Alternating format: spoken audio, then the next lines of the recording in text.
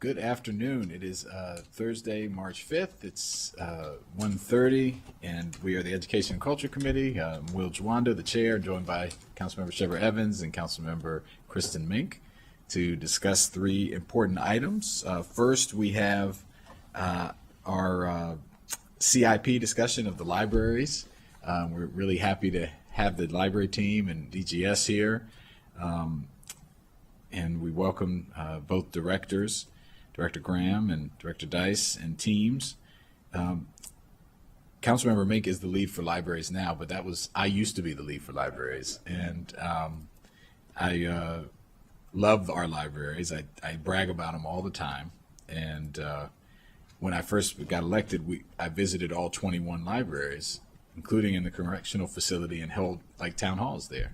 And they're just. It's a great way to see the county. It's one of the things that I think people love about our county. The library refresh that DGS has done, I know we'll talk about today, has really been a great model. And when we reopen those things, it's like Christmas, come early, or whatever, Hanukkah, whatever Ramadan, whatever Eid, whatever you celebrate, it's like that, because people are Lunar New Year. It's exciting when people are there.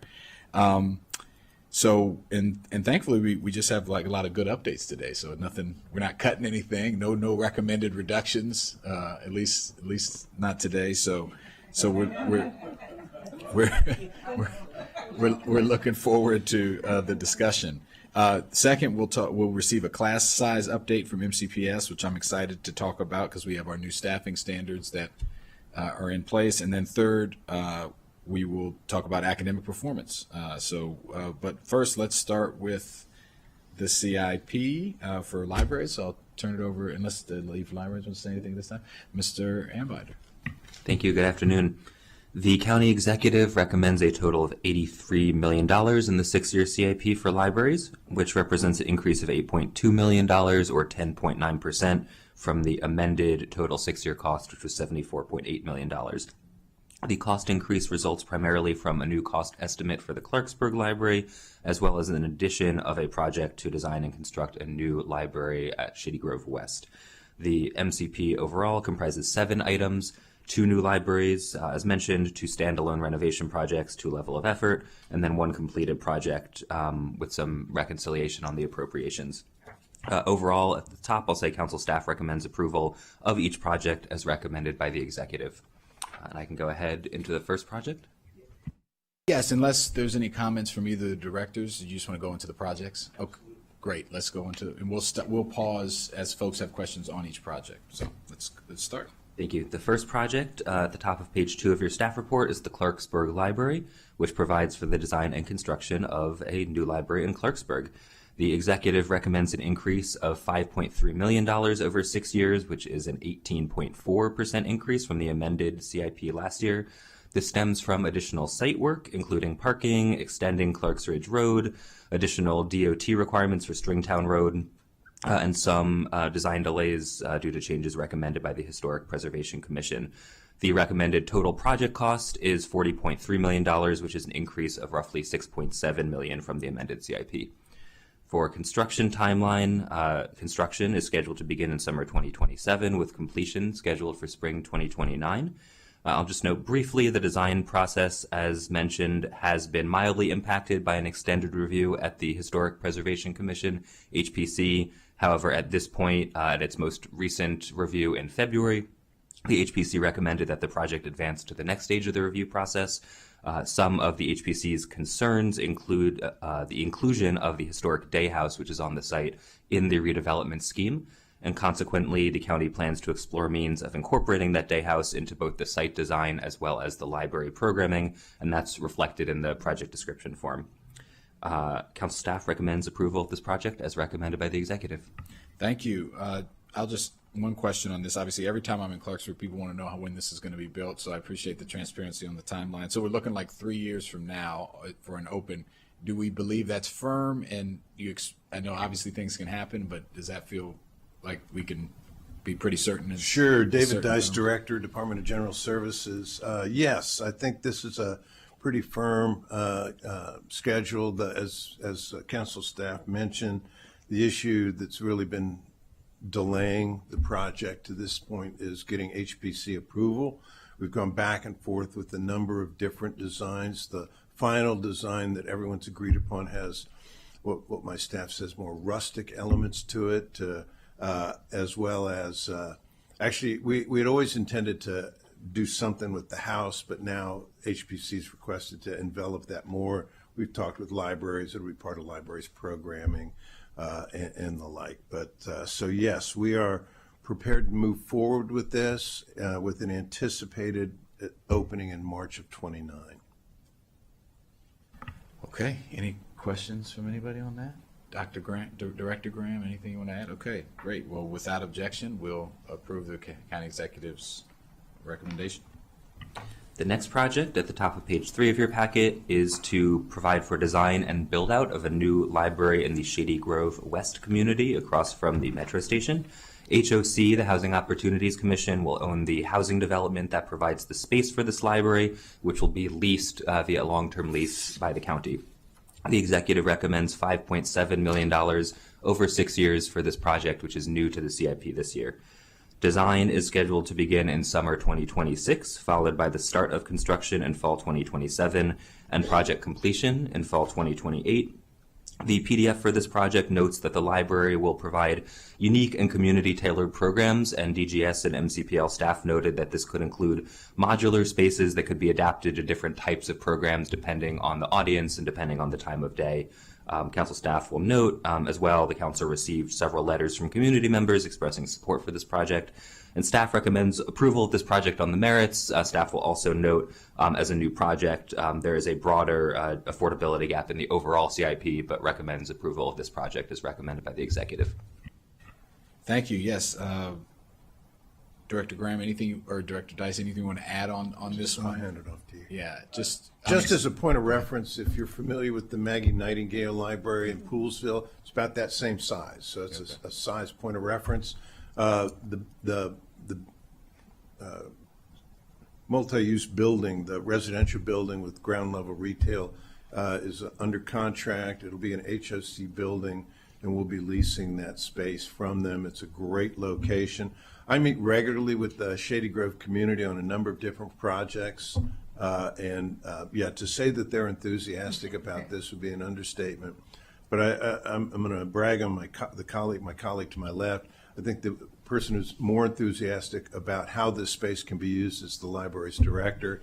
When she first came to the county and I mentioned this as a new project for her, she really got excited about how they might be able to program it. So I'm going to shut up and let her talk. appreciate that. Yeah, well, I think it deserves some discussion. It's a new item in an important area, kind of a pocket library. I'm excited. Director Graham for Montgomery County Public Libraries, and thank you. We're really excited. The team and I just took a visit up to Baltimore to look at the library that I did up there, Johnston Square, which was the first of its kind in Maryland, which is a mixed-use space with affordable housing over top. And this is a great opportunity for Montgomery County. We're really looking forward to providing stellar, exceptional customer service with a lot of different amenities and really making this branch a destination for the county. We have many traditional libraries. This will be a more innovative space. We hope that will draw from around the county teens and the young at heart alike. I can't. And that one, I think if I read it right, that was 28 opening. Yeah. That's the plan, yes. Great. Yeah. It's wholly dependent on the progress of construction Of course, the yeah. multi-use building above But it. that's that's the goal. Yeah. Great. Any questions on that? Yeah, Councilmember May. I know that bringing libraries that have these types of adaptable, flexible spaces is something that you had talked about when you came on board and that all of us have been excited about. So it is exciting to see this come to fruition. I'm just going to speak it into being. Could you just talk a little bit about some of the uses of that space that will be possible with this type of design that are more difficult, more challenging in our current designs? Yeah, I think having a more flexible space, modular furniture will allow us to adapt the services depending on how our community uses it, what time of day our community uses it, in such a small space, we're going to need that flexibility to move furniture around and also adapt to programming collections. But I will let my manager of digital transformation talk a little bit about the innovative stuff we're going to have there. Hi, Maddie Shellhart. I'm the Digital Transformation Manager for MCPL. We are looking at putting cutting-edge technology into this space, high-speed Wi-Fi, broadband, et cetera. We're also looking at doing laptop carts so that people aren't tied down to a desk. In addition to that, we're building out innovation technology kits for programming that can be moved throughout the whole system, so they don't necessarily have to be stored on site to make space. So, for example, something that I just recently purchased are Meta Oculus glasses for programming. We're going to be piloting those at a similar size branch and then thinking about pushing them over to Shady Grove for programming there. So everything mobile, everything moving, everything able to be put away and transferred. Very cool. Thank you. Councilmember Evans. Sure. So thank you. It's really good to hear about the new and exciting things that we're trying to do with libraries. What I'm trying to do as a new council member is hold listening sessions. And so while this won't be exactly in the area that I just visited in Montgomery Village and Gaithersburg, what I did hear from the community is that they want more community spaces where our young students can go, as well as just people that live in the community can go. And I think what is really most important is for people to really get into the habit of having the library be provided as like a hub where you can come and get a wealth of information and resources. So that's another thing that I heard the community say, is that we are not aware of all the resources that are out there and available to us. And so in visiting that particular library, it was the Gaithersburg Library, there were different grounders with information. So anything that we could do to continue to put more information out there for the community to know what's provided to them as residents will be helpful. So just looking forward to all the exciting things that are going to happen. And this is my first time meeting you. So welcome, and thank you for your work that you've done in Baltimore that you're bringing to Montgomery County. Yes. Councilmember May. Thanks. I remember just a couple of things that I've seen in some other libraries that I'd wanted to mention. One of them is accommodations for a parent who might, or a caregiver who might be there with their little one and want a way to kind of keep them contained or nearby as they themselves do some work on a computer or do some reading. And I wonder if there might be, or if there already are considerations for ways to accommodate that kind of setup, but I thought that was very cool. And then the other one is, and I don't know that this necessarily makes sense as we think about the modular piece, but having some kind of creator space to do, for folks who are using their phones, there's audio visual things happening, and that obviously is something that is taking off really at many ages now, but especially for the young folks. And if there is a way to, market any of the spaces in a library as being a good fit for them to come do that, then I could certainly see that as a draw as well.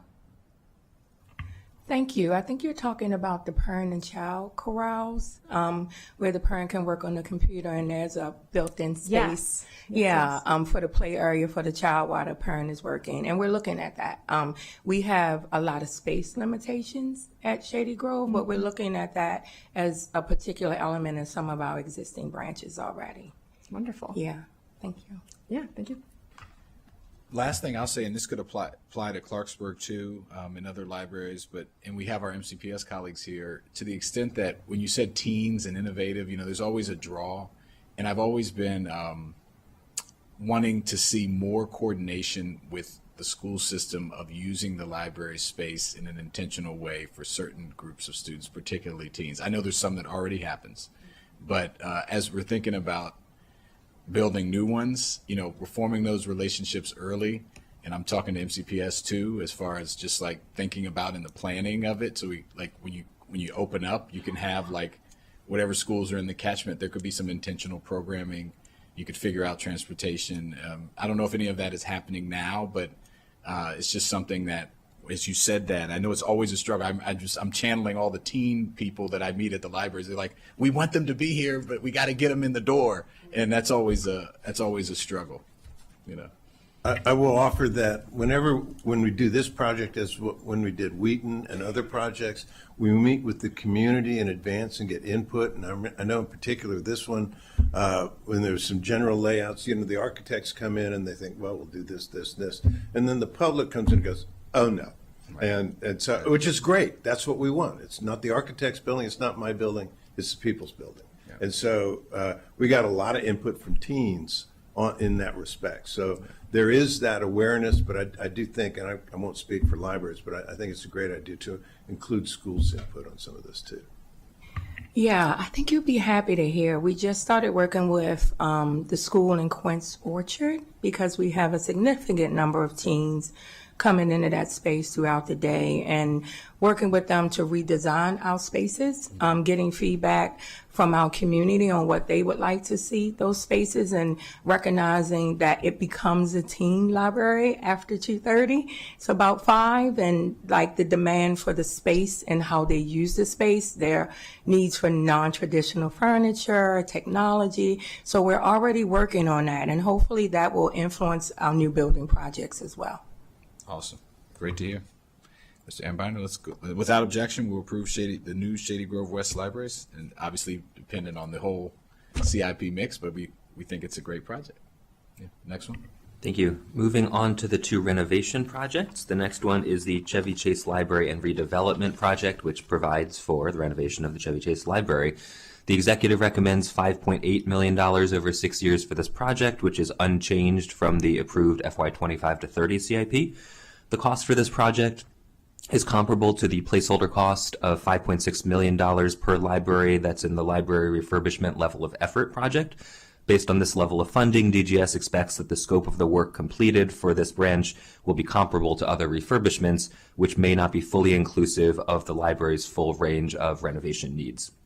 As discussed during the review of the previous approved FY25 to 30 CIP in spring 2024, the project was originally conceived of as a teardown and redevelopment with associated new housing development, but has since changed to this renovation with no plans to adjust the footprint of the library, although opportunities remain for infill residential development.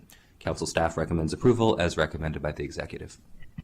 Well, I know having been involved in this one for a while, I know the community is probably happy about this, or many are happy, but there's still the potential for infill development. It would just be obviously smaller scale than I think. Yes, that's correct. Townhome development. We've got some options we've looked at. We've spoken to other developers, of course, over the storied past of this particular site, and so certainly that can come later.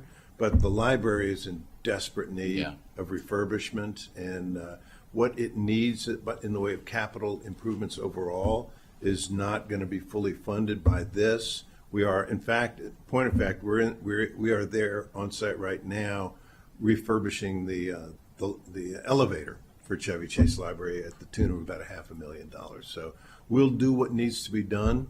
That is related to the building envelope and major elements of the building.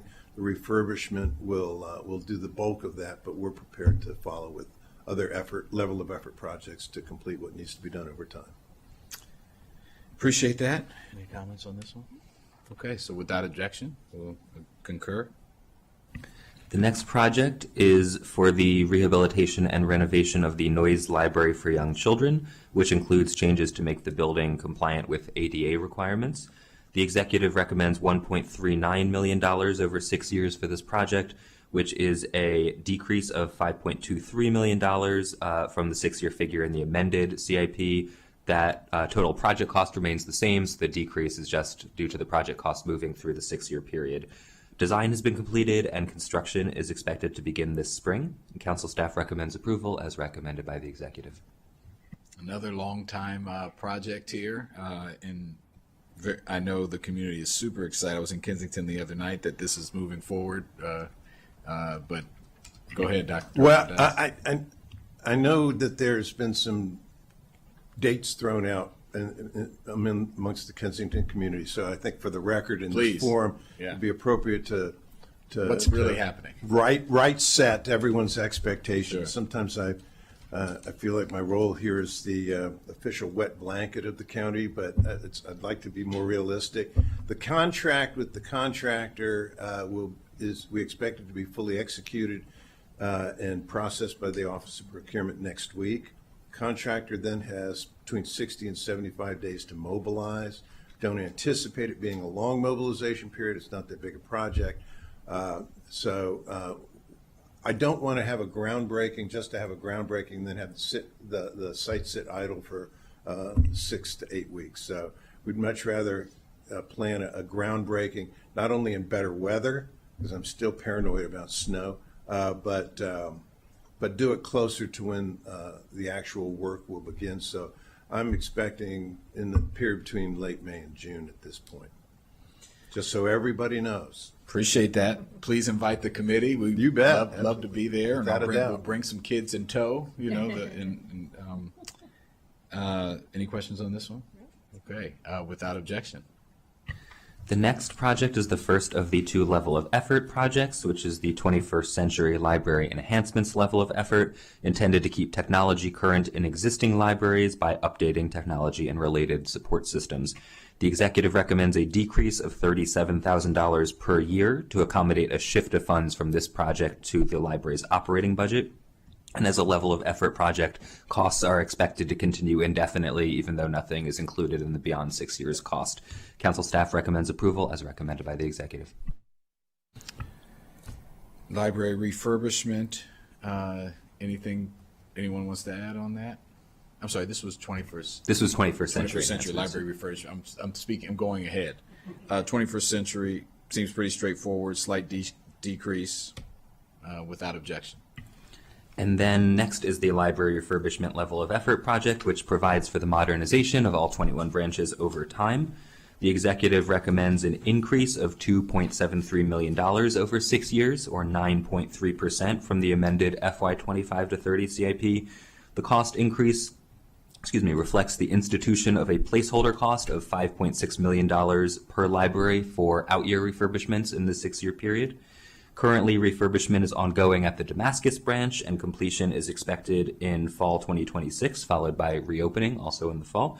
The next libraries scheduled in this project are Charles E. McGee Library, with construction slated to begin in FY27, followed by Twinbrook, Rockville, Gaithersburg, and Olney. And again, as a level of effort project, costs are projected to continue indefinitely, and council staff recommends approval. Thank you. As I said, I think might be my favorite program in county government. If I had to pick one, and community loves it. So the next 2, just to be clear, the next opening will be Damascus in November of this year. Right, we are renovating Damascus Senior Center and Library, since they share the same roof basically together. And that work there, I was just looking, is approximately 70% complete. So we're on track, on schedule.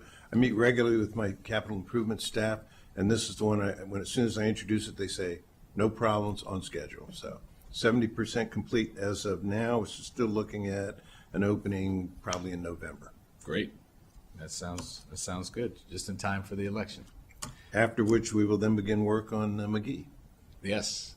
And what do you anticipate? I know that one, it gets a lot of heavy use. What's that would strike me as one that might need a little more TLC, but what do you think? Do you think that will be on the same timeline? Yeah, it's about a year-long project. Okay. Obviously the beautiful building. It's a crown jewel as far as architecture is concerned, but it also has some challenges, and it is a heavily loved building. So even though people don't think the building's that old, it's actually older than you think, and it needs a fair amount of work. So, but we expect the project to last about a year. Great. Any questions? All right. Without objection, we'll approve the refurbishment level of effort. And then finally, at the top of page 6 of your packet is the Wheaton Library and Community Recreation Center remaining in the CIP. The project provided for a new library in Wheaton that opened in 2019. This is just here because the executive recommends a disappropriation of $388,000 to bring the total appropriation in line with project expenditures. Of that total, $388,000, $341,000 in current revenue will be released to the general fund, and $47,000 will be available in GO bonds for other capital projects. Council staff recommends approval. Sounds good. We're glad to have money come back. So without objection. Thank you all very much. Really appreciate it. Thank you. Yeah. We'll see you for the operating side, libraries. And Director Tice, I'm sure we'll see you for something. Next item, we're going to move to MCPS, class size update and proposed new staffing standards. So, Ms. Hall, it's good to see you as well. So I invite our MCPS colleagues down.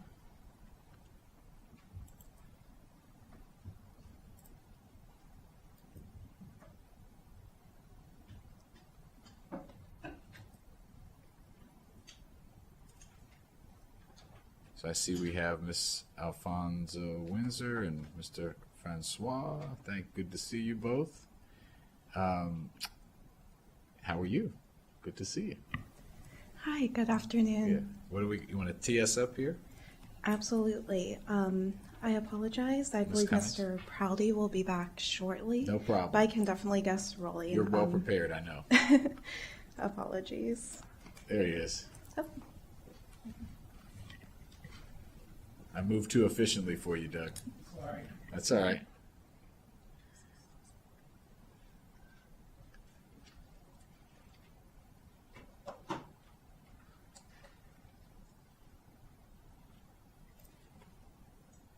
Okay, today's presentation on class size. The packet features data from pages 3 to 9, looking at class size by level, and to summarize, elementary class size is down slightly over the past 2 years. The number of oversized classes are smaller, as opposed to middle and high school, where class sizes are up slightly again, and the number of above guideline classes are up for both of those levels. MCPS's presentation will provide you more detail about the proposed new staffing standards. They will go through that in terms of proposal, the reasons why, and all the tiers that they're going to propose as part of that. Thank you. Thank you. Thank you for hustling down, too. I'll turn it over to our MCPS team. Ms. Alfonso Windsor. Thank you and good afternoon. Thank you for having us there, to talk about this topic, which has been the new staffing standards have been something that we have been discussing, with our board and with our, staff, over the last month. So really MCPS is in a transition period, in terms of our enrollment, in terms of, the students that our farms rate is going down. So we are in a stage of transition, and it is an opportunity for MCPS to really look at how we're staffing our schools, make sure that it's equitable, make sure that it's aligning with the blueprint requirements to ensure that the funding is following the students. And we really want to make sure that we're right sizing, that we're providing the schools with the staff that they need, and that staff might be different from what they needed, 20 years ago when we first developed, the staffing guidelines that we're currently using. So we want to make sure that we are staffing them appropriately, that we're right sizing, that we don't have classes that are understaffed, try to avoid as much as possible, or that are overstaffed. So that is the purpose of the staffing standards. As Mr. Proudy mentioned, we do have some some classes this year that is under enrolled. And we're trying to address that as well as the over enrolled. So again, just right sizing and taking advantage of this transition period where the decrease in enrollment and the continued projection of a decrease in enrollment could help us through that process. So I'll turn it over to Mr. Francois. He is the Deputy Chief of Finance and has been leading this work and with the work groups in terms of staffing standards to walk us through what we're proposing. Just hit your mic there there you go.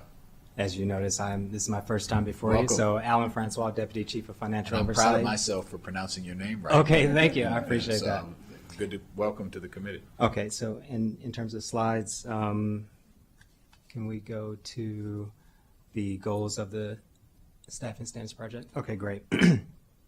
So as to not take a lot of time, I'm just going to read off what some of the goals are that we've identified for this project that are aligned to some of the opening comments that Ms. Alfonso Windsor made.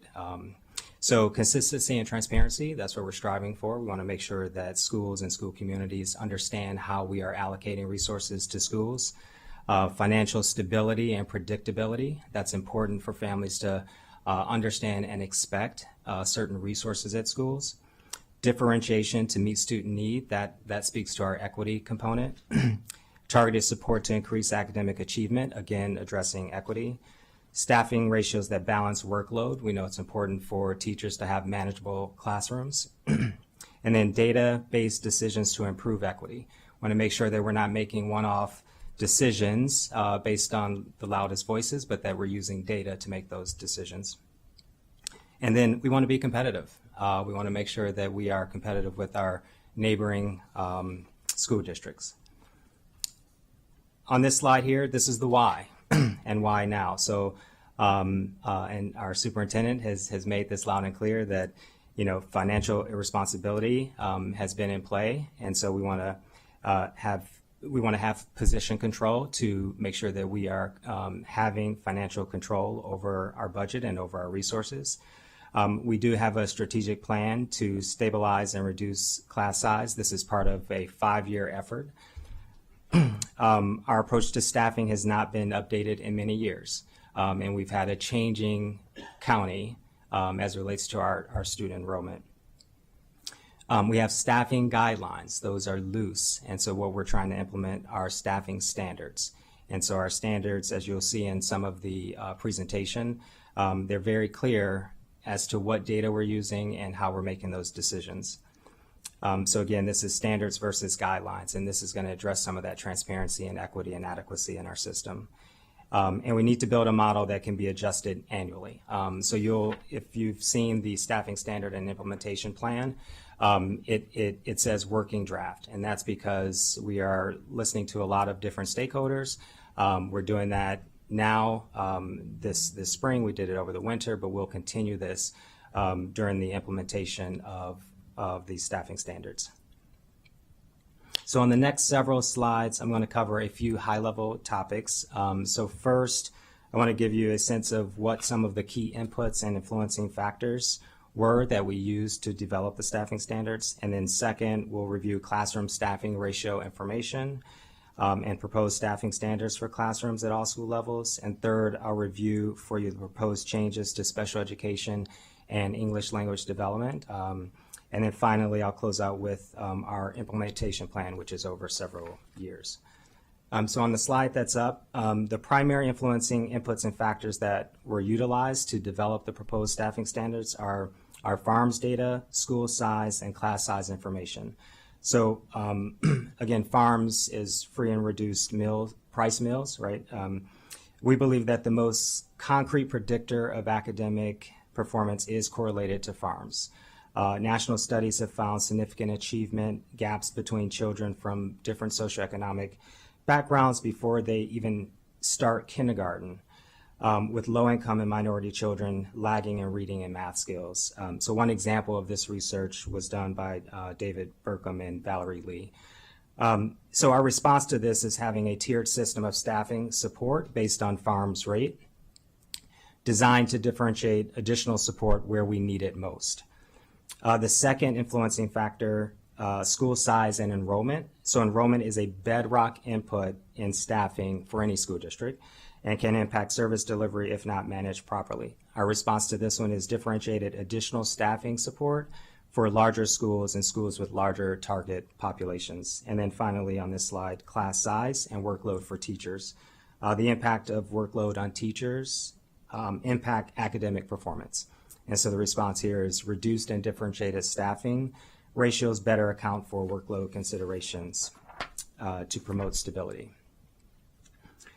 You've heard me mention farms and some of the tiering. So having a tiered system for determining staffing support based on farms rates allows us to more effectively differentiate support for schools. It is not sufficient to differentiate or distinguish only between Title and non-Title I schools, because there are some non-Title I schools that have substantial numbers of students participating in farms. So on this, the table on the left of the slide shows the farms tiers for elementary schools, and then the table on the right shows the tiers for secondary schools. You'll notice that the ranges differ for elementary and secondary. So if we're just looking at that tier 3, at the elementary level, 75% to 100%, whereas on the secondary side at tier 3, the range is 60% to 100% students participating in farms. This is to account for or to capture more students or more schools at the secondary level in that tier tier 3, where we provide the highest level of support to schools. So again, school size matters. So as we all know, enrollment is one of the primary drivers and metrics in determining staffing allocations in schools. So although this may seem like basic information, to show, it is important for us to understand what this means in the context of MCPS.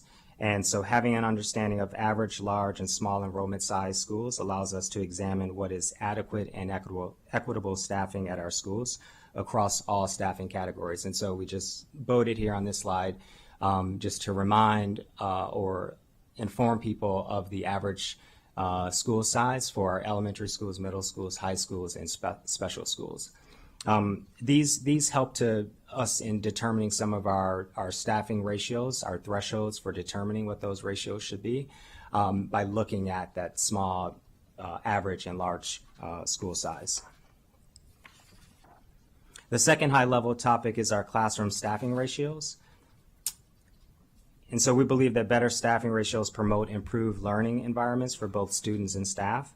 As we look at this, on the far left are our current guidelines, the shaded blue column on the left, and then on the far right, that's our starting point for FY27. The staffing ratios reflect our base. When we just looked at the tiers, these reflect our base tier. So again, these are our schools with no or low students participating in farms. On the next slide, we'll show ratios for MCPS only and how we apply the tiers. So here you can see how we apply the tiers. And I'll just call out first grade. So you can see at tier 3, which is the highest need level, 75% to 100% farms. We're starting with a ratio of 1 to 18. And then if you're a school that's at the base tier, the ratio would be 1 to 23. Long term, we want to see kindergarten paraeducators in all of our kindergarten sections. And then general education paraeducators for grades 1 through 5. So that, we had a budget forum last night, the special resource teachers, for example, the 123, that's where that's what you're talking about here, or part of what you're talking, not that would be for special education, but that would augment this number too, correct, in the elementary level? That's right. Yeah, okay. So we can go to the next slide and look at secondary. So here I put both on the same slide. So we're looking at secondary, middle school, and high school. Again, on the far left, you can see our current guidelines where they sort of range from a low of 28 up to as high as 33. And then you can see where we compare with some of our neighboring districts. And then on the far right, FY27, this is our starting point. We're not implementing this new ratio for middle school and high schools in FY27. The plan is to implement these in FY28, but this is the starting point for our planning. But again, it's all a work in progress, and so this could change if we see some significant changes in the demographics in our district. So we're at 127 now. So explain what this is saying? Yeah, sorry about that. So the 1 to 27 for FY27, that's our starting point in our planning. And so but the implementation for this would take effect in FY28. Got it. Okay. But if I may, right sure. now we are in the 1 to 30, 1 to 33 range. Yes. That's where what I thought. we currently Yes. are. Okay, Yes. I thought it was higher. Okay. Yeah. So we're keeping our current guidelines there on the What's left. the comma under current guidelines mean? The 20 and 28 and up? It can vary, I think is what we're calling out here, and it also varies by content area. Got it. Okay. So it could be 20 or it could be 28 depending on what area you're talking Exactly, about. depending on the subject. Mm-hmm. Yeah. Some sort of require Hold a on. smaller Okay. size. But I'm sorry. Councilor Mink, go ahead. sorry, also still just, I'm also trying to understand that. So is that saying that the current guideline says 28, but to your point about the fact that guidelines as opposed to standards is loosey-goosey, the guideline is 28, and in reality, what that's resulting in right now is a range of 20 to up to 30 or 33? Is that what's being shown? That's here? correct. Okay. Yes. Yep. 1 to 28 is roughly what it is, but then that range is from 20 all the way up to 33. But it also depends on the content area. Thank you. Yeah. And then just to call out the tiers here for the secondary level. So tier 3, the students participating in farm 60% to 100%. The ratio would be 1 to 24, and then if you go down to the base tier, it's 1 to 27. So again, providing that differentiation and targeted support for schools that have slightly higher needs. The third high-level topic is our proposed special education and English language development staffing standards. So on the next slide, actually on this slide and the next slide, we're going to talk about special education. The proposed staffing standards for special education will use a least restrictive environment or LRE-based model for both comprehensive and special schools. Under the, as I'm sure you all know, but just to state it for the record, under the Individuals with Disabilities Education Act, IDEA, the least restrictive environment ensures that students with disabilities are educated alongside their peers without disabilities to the maximum extent possible. So again, LREA is when students spend 80% or more of their time in the general education setting. LREB, when students spend 40% to 79% in the general education setting. And then LRAC is the most restrictive environment. So this slide reflects the proposed staffing standards for special education. And again, LREA, these are students who are spending 80% or more of the time in general education, so you see a higher teacher to student ratio. So we're proposing a 1 to 15 teacher to student ratio. And then for paraeducators, we propose allocating or providing 1 paraeducator per teacher. And then for LREB, the ratio would be 1 to 8. And there are varying levels based on the student's IEP. So for LREB, there are 2 levels captured. So if a student is level 3, we would allocate or provide schools 2 paraeducators per teacher, level 4, 2.5. And then for the most restrictive environment, LREC, a ratio of 1 to 5. And then you can see there are 4 levels that fit within the LREC category. Now we're transitioning to English language development and our emergent multilingual learners, or EML students. On this slide, and I'm sure you're familiar with this, but just want to lay a foundation around ELP and what that means. So English Proficiency Language Levels, or ELP. So ELP level 1, these are students who are at the initial stage of English language acquisition. ELP 2, these are students who are emerging. They're in the early stages of English language acquisition. Students demonstrate understanding and usage of English with support. The third level, these are students who have moved beyond the basics, formulaic language, and can now demonstrate increased complexity in English language use. And then the final level, level 4, so these are students who are more advanced, they're expanding, excuse me, and they demonstrate increasing proficiency by using specific and some technical content area language.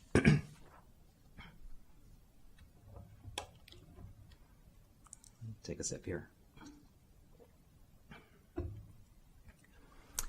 So on this slide, these are the proposed staffing standards for emergent multilingual learners.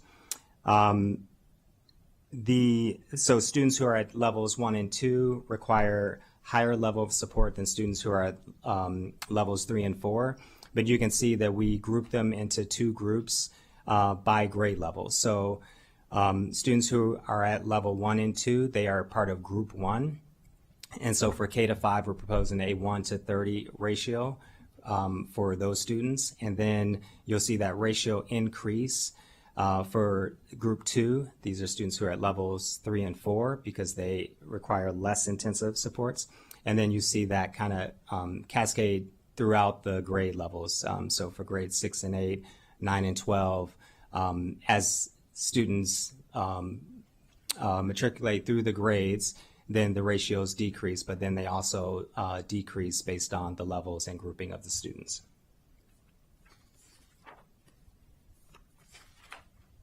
So the final topic is the implementation plan. Implementing our staffing standard strategy and taking a forward-looking approach to where we want to be. Next slide, thank you. As a district in the next 5 years and beyond will require investment over multiple years. We recognize that we can't do everything in 1 year. So with that in mind, the proposed implementation plan follows a phased approach with a coordinated cascade of changes and rollouts across school levels. So our first phase focuses on elementary schools as they require the greatest level of investment to support our long-term goals and to build a strong foundation for student success. The second phase centers on middle schools, ensuring continuity of support as students transition from the lower grades to the middle grades. And then the final phase addresses high school, aligning resources to prepare students for post-secondary success.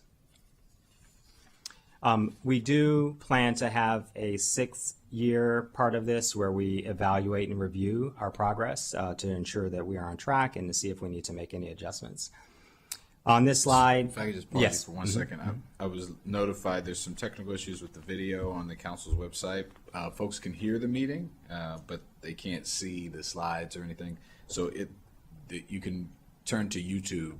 It'll be on YouTube, and you'll be able to see on YouTube. So for the millions watching at home, your first time before the committee. So please continue. All right, thank you.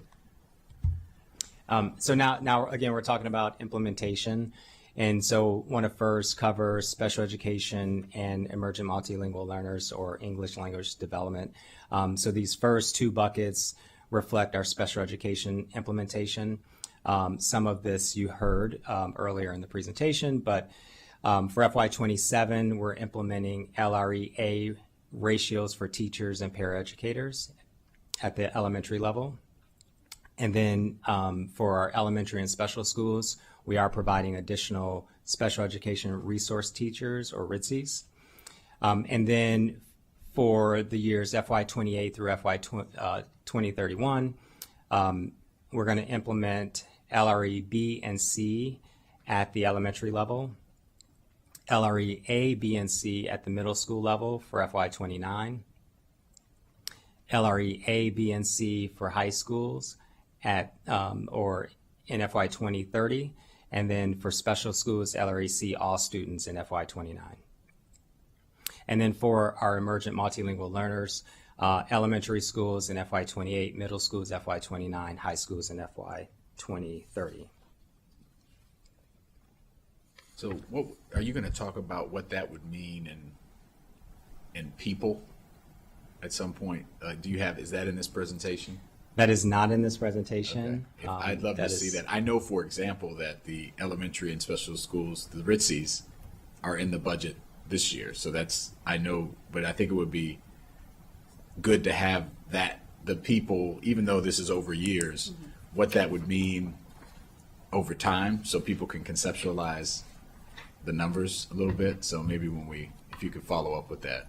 Yeah. Sure, we can come back to that and we can bring it. We just want to keep in mind that if our enrollment continues to decrease, it could go down. that would decrease. Even if it's a range, as well. Sure. I mean, I know nothing is exact, right? You don't have all 30,000 Correct. positions filled at any moment. Yes. Just a projection. In the report on page 11, there is a projection in terms of the number of new hires that is mitigated by what Ms. Alfonso just noted, which is as enrollment declines, the numbers of staff would also decline. So the two numbers, the highest number would be 3,383 new FTEs, but for the FY27 proposal, there's reduction of 518 FTEs due to enrollment and an addition of 420, resulting in a net of a decrease of 98 for FY27. All right, thank you. So we have it there. And is it broken out? You said page 11? Yeah, it's this is not broken out. These are projections based on the presentation to the board. Got it. Okay. I appreciate that. And, yeah, go sorry, ahead. and if I say, so that is, this transition where we're going, where potentially we could continue decreasing in enrollment, and it's the Yeah. perfect opportunity for us to right size and really analyze that which we've been doing, analyze the needs of our schools to provide the correct staffing. Like you mentioned, the resource teachers for elementary school is not something that we've ever done, but it's needed. And, this would be the opportunity for us to do that. Appreciate that. Thank you. On the next slide, and this is our final slide. So this is the FY27 implementation by school level. So at the elementary school level, we are implementing the staffing standard for assistant principals and assistant school administrators. Our K-5 class size staffing standards, special education LREA for teachers and paraeducators, like we just talked about, special education resource teachers, and then partial security assistant implementation. We do have a multi-year plan for providing security assistance at all elementary schools.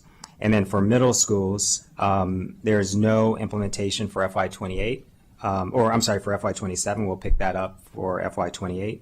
And then at the high school level, we are beginning some changes at the assistant principal level. And we're also adding a point for FTE, Regional Program Teacher Coordinator, to support our rollout of regional programs across all high schools. And I believe that's it. Great. Take any Councilmember Rig, I questions. think I had a question on that Okay. slide. Thanks. Yeah, I just wanted to understand, I see that the ASAs are being discontinued at the high schools. Are they going to be like gradually discontinued at other schools as well? Or? So I just realized as Mr. Francois was going through the slides, it should say the same thing for elementary schools. We are Great. discontinuing ASAs at elementary schools as well.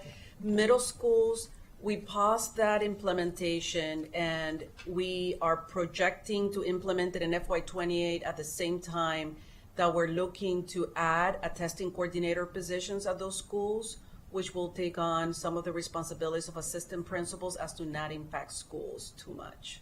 Great, appreciate it. I know that the ASA system has broken a lot of hearts in a lot of schools, and I appreciate you all being responsive to observations and feedback on the ground. And I will also note that the partial security assistance coming in for elementary schools, really thrilled to see that moving forward as well. It's so important, just that extra person, that extra set of hands and extra connection has been so impactful at the schools that have managed to fund those through little corners of their budget, or whether it's Title I or community schools.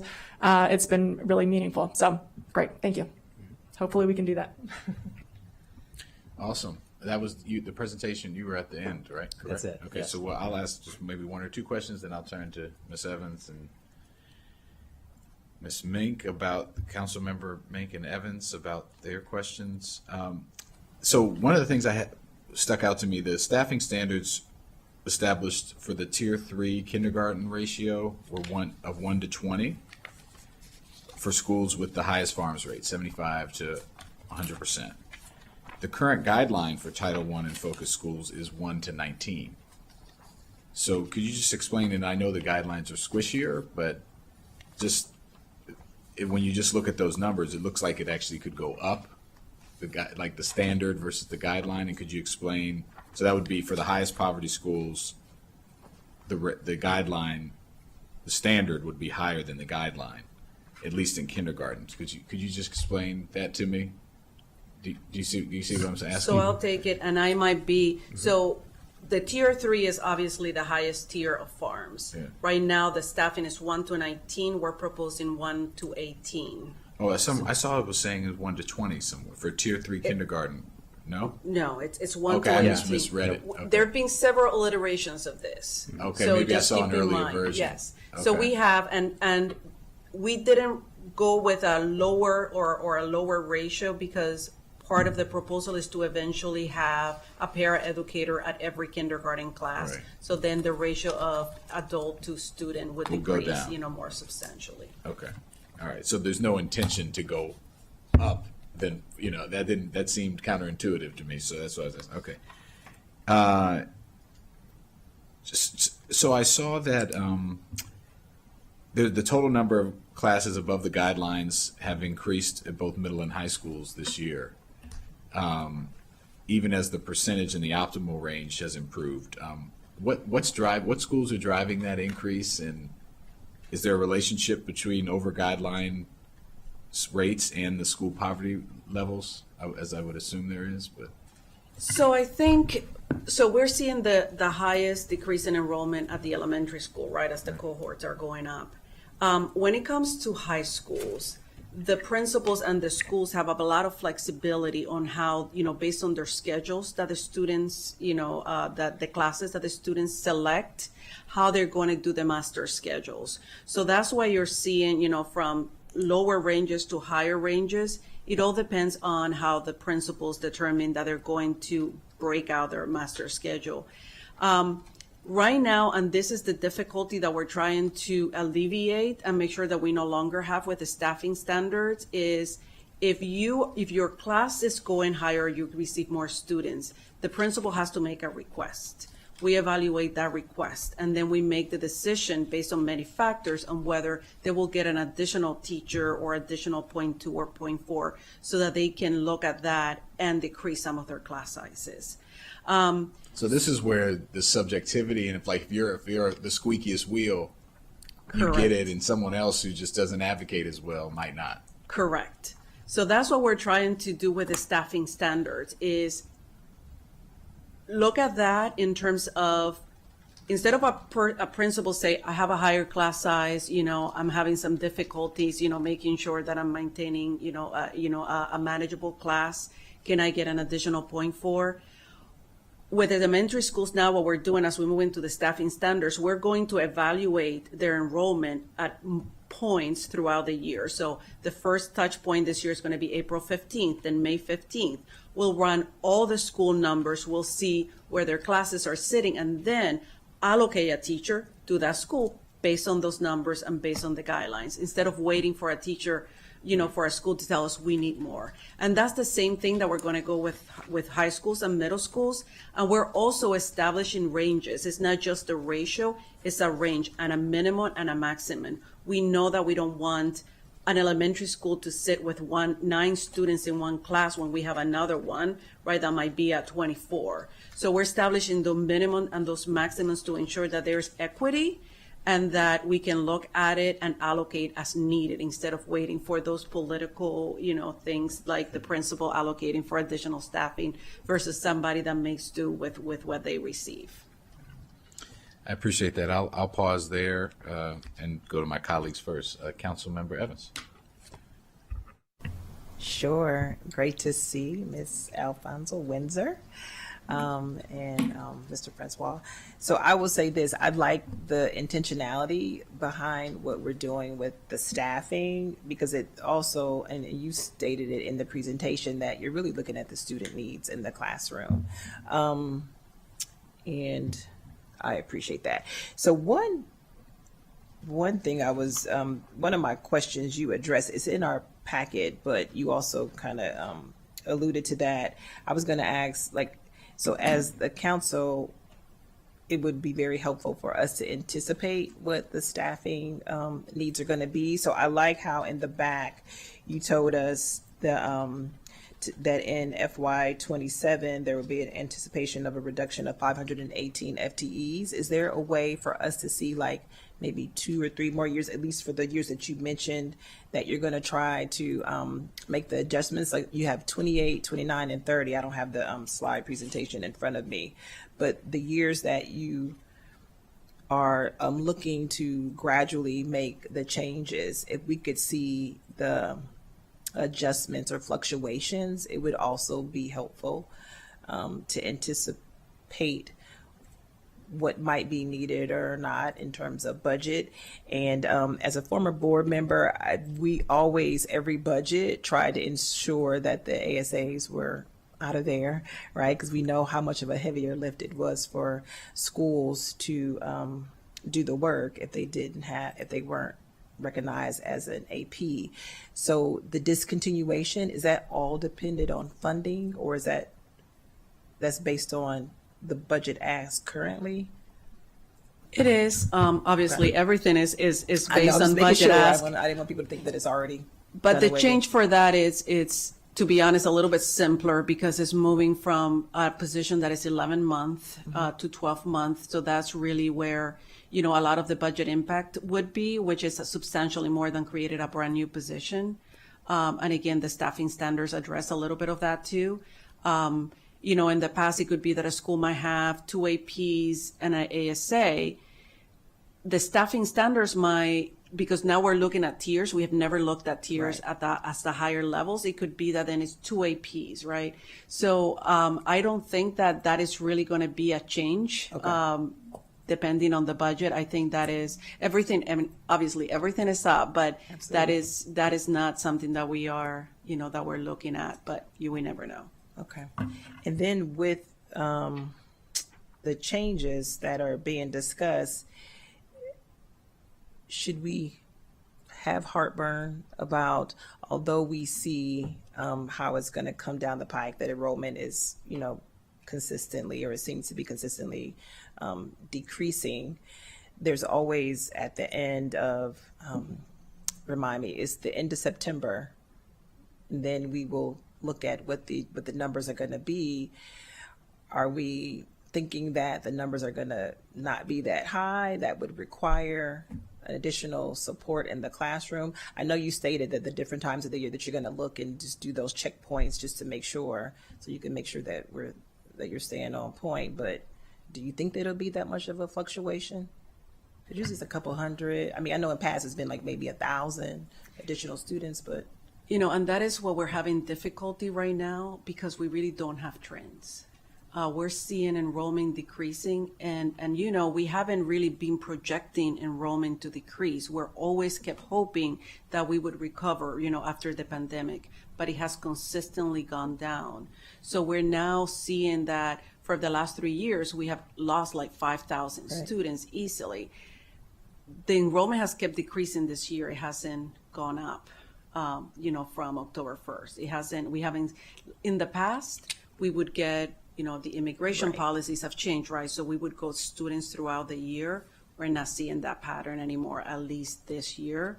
Mm-hmm. So we are assuming or projecting that we're not going to see an increase after September 30th, that we're going to see decreases. Is that what you were asking? Sure, yes, because in 5 or 6 years, it could be a change, right? It could be a change. We don't know. Mm-hmm. And then because you said that we don't know, how quickly could we be able to put the supports in place that we're removing to try to make good use of the staff that's currently in the system?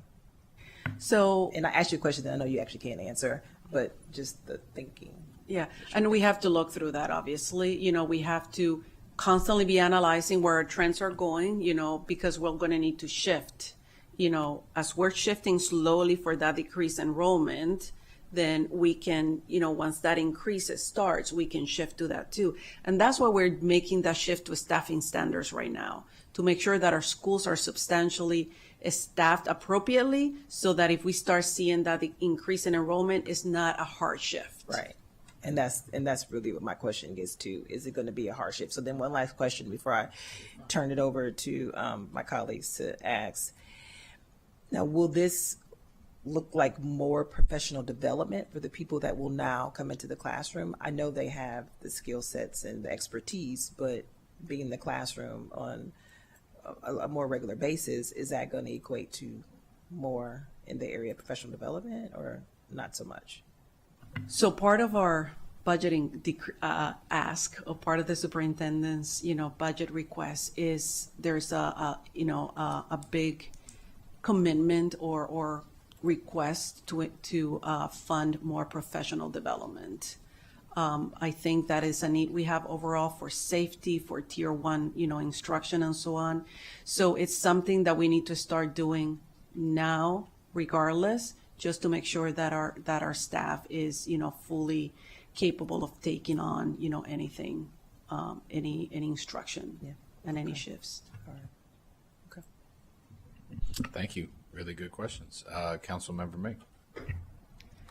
Thank you. I really appreciate that you all are doing this, and I'll just name that I'm sure not everyone is going to always be enthusiastic about the rollout, but sometimes we have to do difficult things, and making sure that we are equitably distributing staff amongst our schools and students is important. So thank you all for taking this on, and good luck in advance of that feedback. But I think you have support here for that move.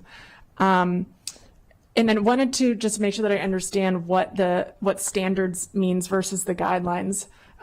So the standards, if I'm understanding right, the standards doesn't necessarily mean that there will be no class sizes that are over that limit, right? Or that don't quite meet the standard.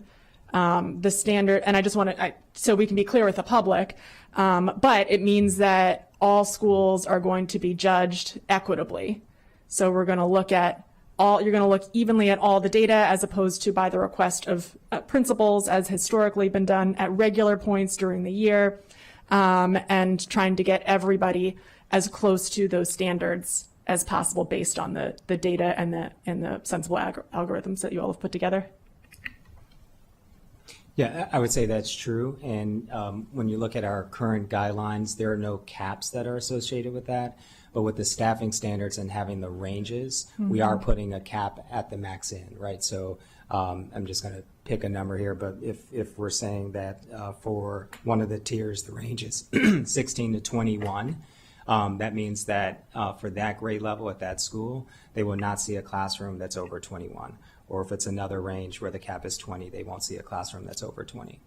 And then just to go a little further, staffing standards, when we talk about staffing standards, we're talking about two things. One is how do we provide resources and allocations to schools, but then also what are the standards or the requirements by which we're making decisions, and school principals are staffing their schools. Great, thank you. So we saw some comparisons with other jurisdictions in which we do not come out too favorably, and appreciate the transparency there and where we're aiming to go. I just wondered, do we know what implementation looks like in the other jurisdictions? Meaning, are theirs guidelines that they're not actually living out on the ground, or are they treating them more like standards? Do you happen to have any? It's okay if you don't know. I'm just curious. Yeah, I don't know concretely. Okay. Yeah. I'm just curious of how they're making their budgets work over there. And then lastly, using farms as a factor here and the tiered systems as related, I think that makes a lot of sense, and I appreciate that. And I'm also thinking about the farms issues that we've had in regards to getting families to fill out those forms, and we obviously saw the impact that had on the Title I classifications. And I wondered is that something that we have solved? Do we have a solution to that yet? Because if not, this is going to be another impact. So, to be honest, I mean, that we don't have a solution to that, but that's why we're going by tiers instead of the Title I or the focus schools denominations, right? So that if you're a Title I school, you're not going to go down on a tier just because you might have lost Title I status, which I'm not saying that any school is going to lose Title I status. That is also the reason why at the secondary level, the tiers, the percentage of the tiers, are different and lower to account for students in those higher grades that are not filling those farms rates. All right, so we know that we have to capture those because they might not be reporting the same way that the elementary schools are reporting. So that's why we are going through tiers instead of going by Title I or non-Title I schools. That's one way that we're hoping to alleviate that problem. We looked at a lot of data. We look at EverFarms. We look at different points. We had to pick one point to make sure that it was equitable, but also, so we went with what the state is using, right? We went by what the state is using to determine what state funding we get from them when we're looking at farms rate. Okay, two follow-up questions on that. So one, I'm a little alarmed that we haven't figured out a solution to the forms problem, because then that implies that we're going to have a similar issue with the Title I classifications that we had previously, in there being some inherent inaccuracies. And and I won't bring back the whole conversation from last time, but I can certainly see it being brought back if this continues to happen. And so there's no way that we can just have everybody asked to fill that out, even at the schools where everybody gets the meals already. And So I guess, I might have misunderstood you. So I'm not sure about the forms. I would have to get back to you on that. Obviously, filling out a form is something that, we have to request parents to do. It is hard to control some of that. So I know that that's something that they're working on. In terms of, I'm assuming that you're talking about the CEP schools where students don't have to fill out the Correct. forms. So we cannot require them to fill them out. Right. We are trying to account for that through a multiplier to make sure that those schools don't see, a significant impact on them. And I know that, the Department of Food and Nutrition Services is working through that. And we have different outreaches, because I've been involved in that, in trying to make sure that our parents fill out those forms. We're using Parent Square. We have been very successful through that.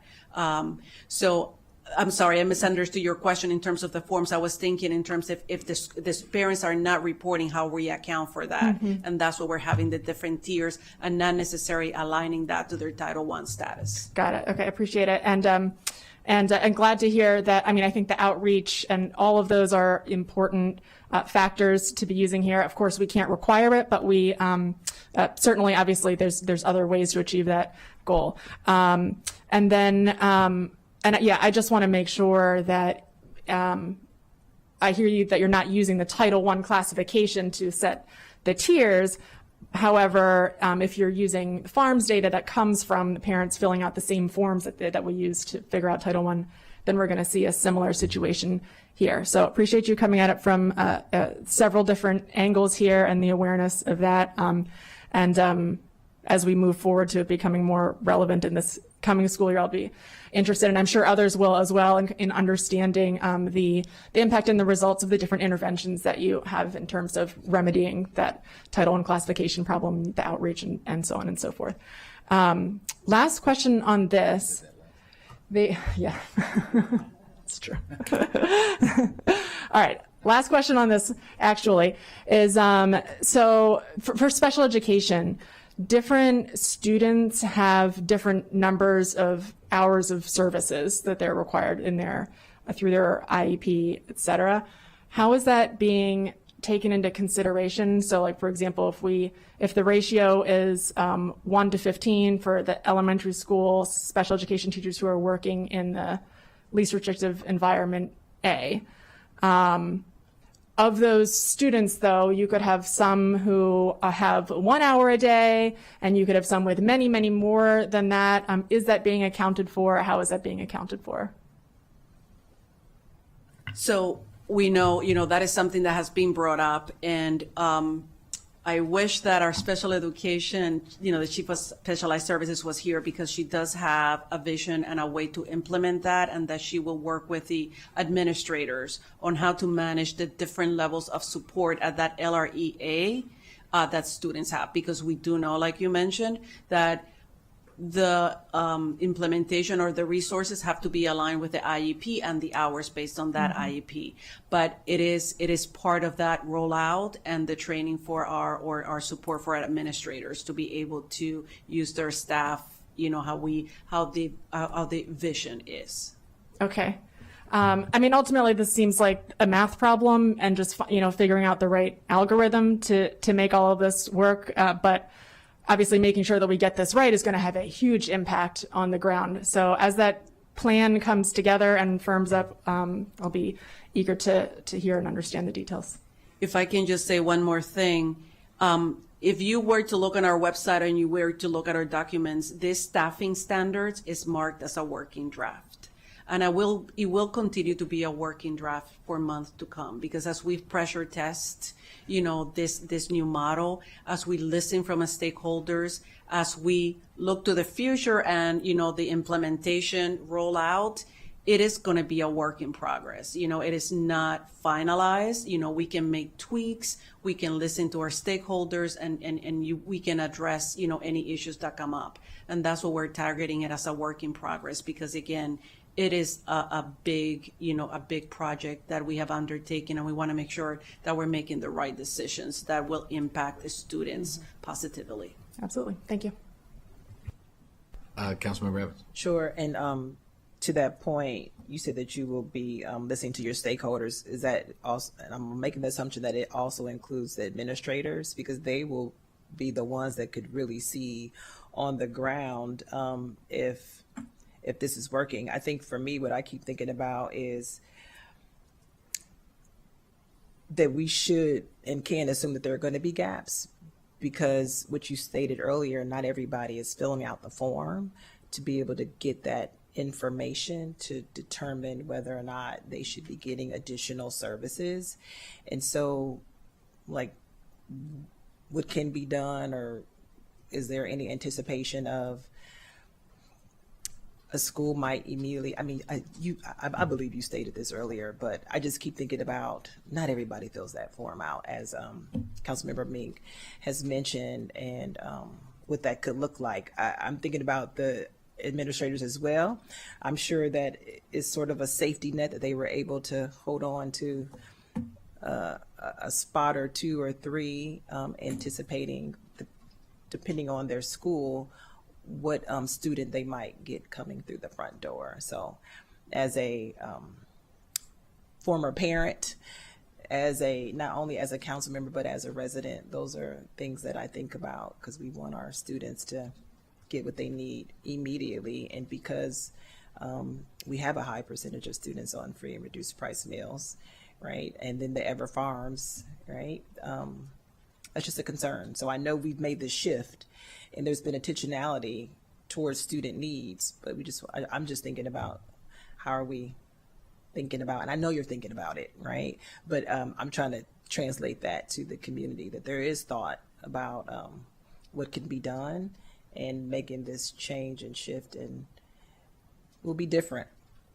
Correct. And I appreciate that. And that's why we're looking at this as a work in progress. That is always a concern for us. Over the last few years, Maryland have moved into, the direct certification, for those farm students. So at least we're capturing, that. I don't think we said this at the beginning, but this work started as work groups at all three levels: middle, high school, elementary, and special schools, that involve multiple stakeholders, from administrators to teachers, to a staff, to our supporting services staff, to really understand the needs at all the levels. Thank you for repeating that, and for people to understand and know what all work is going on behind the scenes. Thank you. Just want to lift up something both my colleagues just kind of mentioned and ask it a little more directly. In the council staff packet, this was one of their discussion questions. What is the mechanism in which you're getting feedback from staff and students on the standards themselves? Like, how is that actually happening? I know you're saying you're getting it, but how is it happening? Is there a working group? What's the structure of the feedback? As of to date, so again, we've had school level work groups. So we convened first a large group of stakeholders across all, excuse me, sorry, across all school levels. When you watch it on TV. I know, exactly, across all school levels, and also representing our associations. And then we broke out into the school level specific work groups, where we met 2 to 3 times with elementary school level administrators, teachers, and staff, and middle school and high school. And so since releasing staffing for FY27, we've also met with our elementary school principals twice through PLC. Can you remind me of PLC? I'm Professional new in still- learning community. Professional learning Okay. community. So you're utilizing that. To talk. And so that's one way that we've gotten some feedback, and we've been trying to help principals through understanding, what these changes mean for them. And I think we'll continue in that vein and just try to find opportunities to continue to engage. But we do plan to bring and reconvene the groups that we started last fall, Okay. so that we can continue to show them data, pressure tests, and then also look toward next year, FY28 and beyond. I didn't hear students. You did not. I asked it, but it was not in the answer. You're right. I would highly suggest that you find a way to incorporate student feedback. I mean, they're the one. They're experiencing a lot of kids in class too, right? And they, and I know with the elementary, it could, I don't expect you to gather the kindergartners around. That might be more parents or other teachers and other administrators. But at the middle and high school level, or even older elementary, I think you could get some. I think it would be useful to do that, and I think. In everything we do, we should be trying to get student impact if we're making big changes. Like we did it with discipline, we did it with other things. And when you're talking about differentiation, right, understanding how students experiencing their class, I mean, I think it's worth talking to those folks. So I would just encourage, and there's groups that already exist that you could probably tap into to do it. So just a strong suggestion. Sure, thank you. No, we will take that back. Yes, absolutely. And then I'll just end with I think what both my colleagues also said. Like, I'm just really glad we're doing this, and it's I often use the example of, like, if you're in a classroom of 30 kids, and half may or may have not had breakfast or lunch, another 10 speak English as a second language, another 10 have an IEP. That's a hard classroom to meet the needs of all those students by yourself. And I think the staffing guidelines are reflective of that, and so we want to make sure that everyone has what they need based on what's actually happening on the ground. So I think this is great progress. Great. So we'll look to see how this goes and as you implement it. And thank you for the update. And we'll keep tracking it. Council staff, anything else? No. Okay. We'll move on to the next item. Thank you very much. And you made it through. All right, good, thank you. If there were one thing that was the core of why the education system exists, it's how our kids are doing in school academically. That's a big marker. So that's what we're going to talk about now. MCPS academic performance metrics, where we are with the data, where we are with closing gaps across groups. So good to see the team here. How are you? I thought I saw Dr. Hammond in here. Naya, maybe she just stepped away. Okay, yeah, but she's here if we need her later. Okay, great. I'll turn it over to the team. I don't know or to council staff. Is there anything you want to say before we turn over to MCPS? I'm assuming there's a presentation. A lot of numbers here. Yes, thank you, Chair Jawando.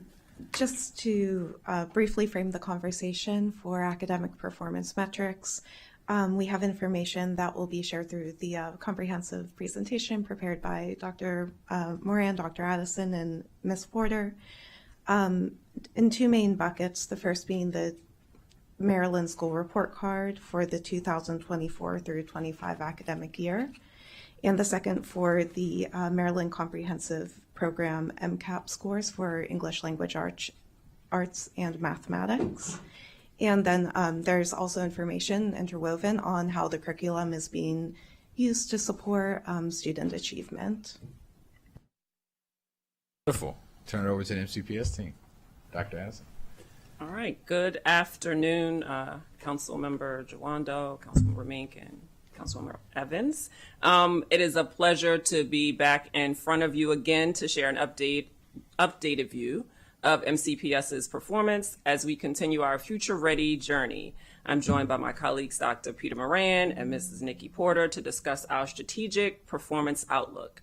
Now, before we dive into our data, I want to ground our discussion in the definitions that guide our work. We define data literacy as the ability to collect, analyze, communicate, and use multiple measures of data to continuously improve all aspects of the learning organization. Furthermore, data use is the transformation of that data into information and then into action. And this requires an organizational shift away from simple compliance toward a true commitment to improvement through a shared vision. And so as we transition into the specific metrics of the Maryland School Report Card and our Maryland Comprehensive Assessment Program results today, I want to emphasize that our goal is not just to report numbers for the sake of compliance. We are here to demonstrate how we are shifting our organizational culture toward a shared vision of improvement.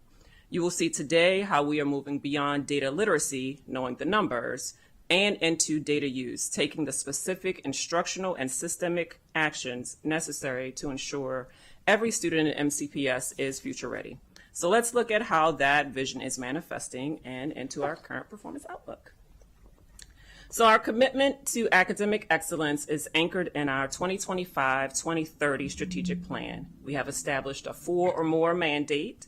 By 2035, 100% of our schools will achieve a 4 or 5-star rating on the Maryland School Report Card. Currently, 53.5% of our schools have reached that goal. While we see steady performance in English language arts and literacy and gradual gains in mathematics, we are driving further improvement through restructured school improvement plans and new literacy curricula. Next slide, please. When I was before you last July, I showed this same slide and shared again today as a refresher.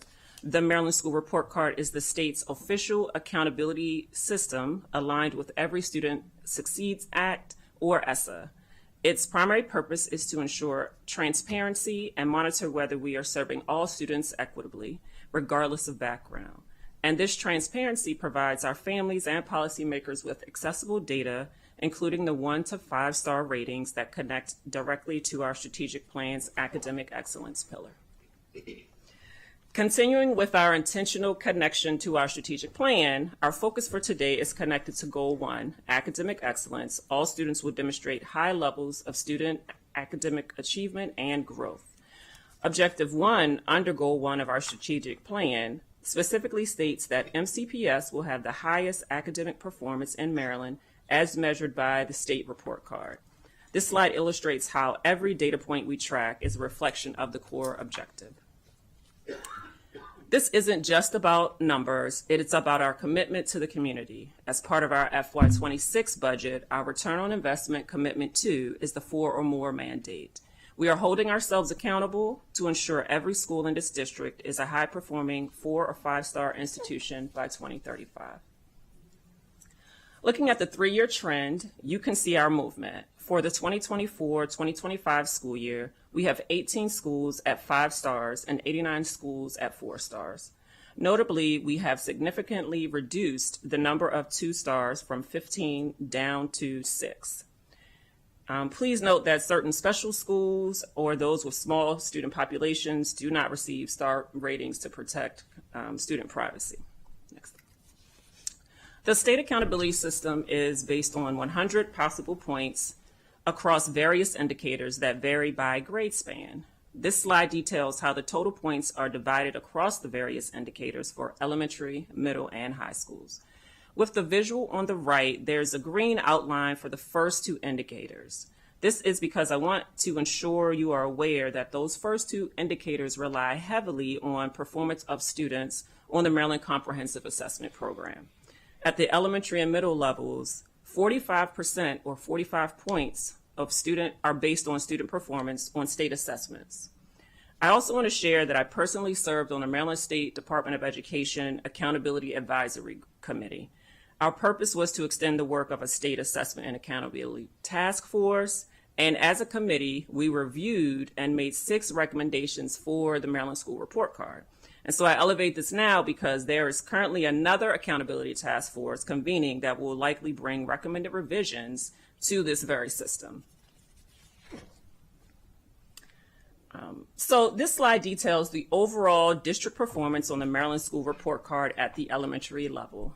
What you see are each of the indicators, total points possible, points earned, and the extent to which we met the annual indicator for the annual target for the indicator or met the improvement goal for that area.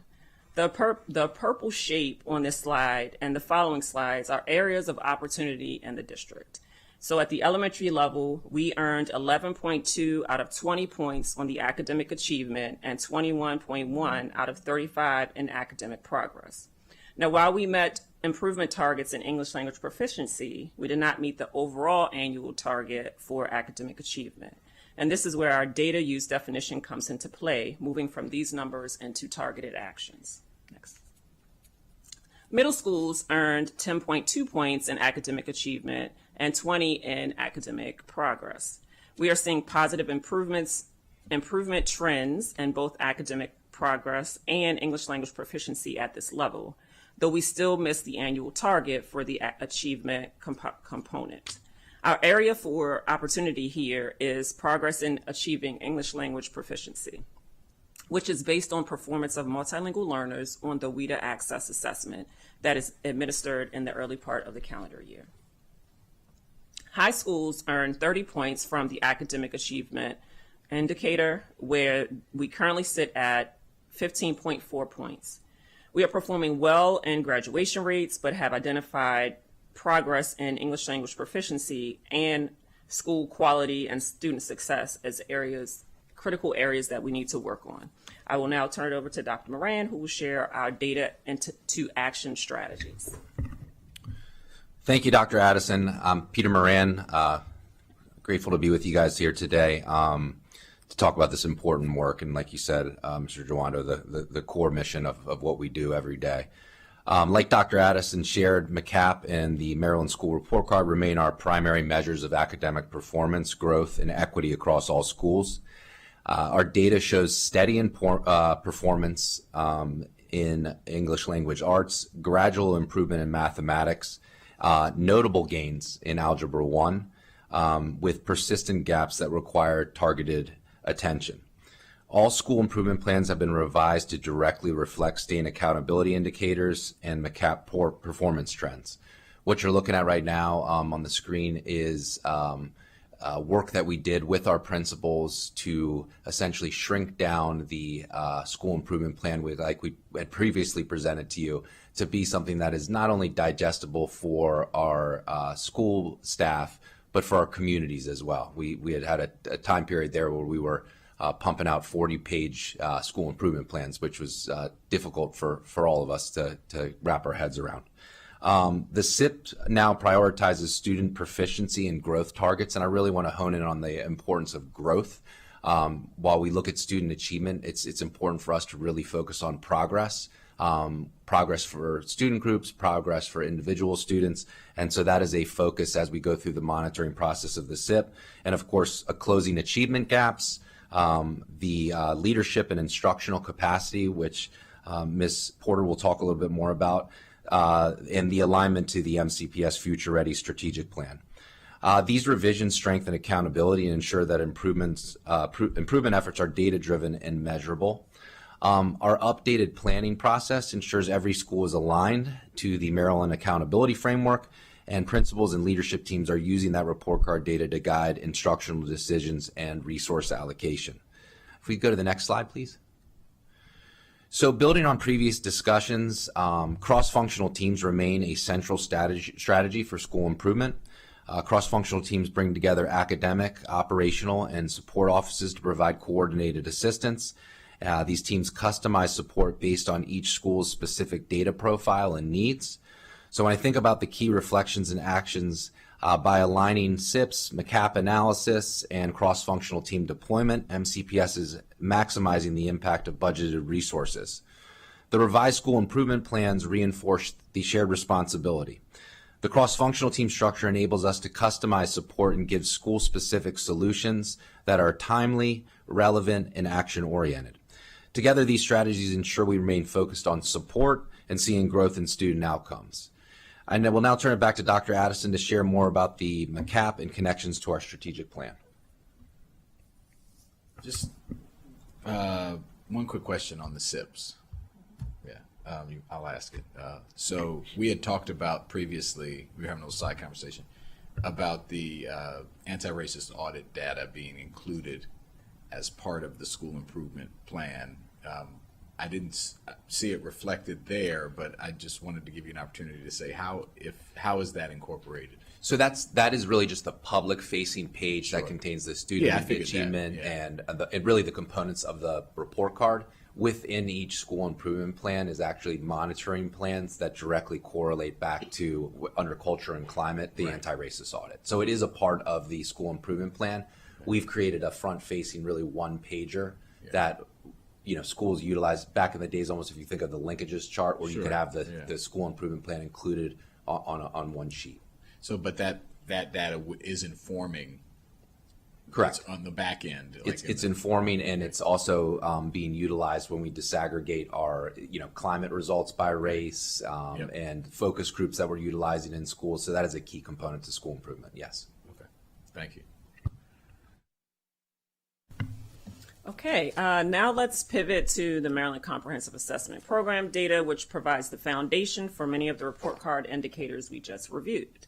The Maryland Comprehensive Assessment data, or MCAP, is still under Goal 1 and directly aligns with Objectives 2 and 4 of our strategic plan. Next slide, please. So the Maryland Comprehensive Assessment Program measures proficiency in English language arts and literacy and mathematics based on Maryland College and Career Ready standards. I want to share appreciation for Ms. Cummings and your analyst for her summary and synthesis in the report. We're not bringing a lot of data forward, but we're going to show a different view than we have in the past.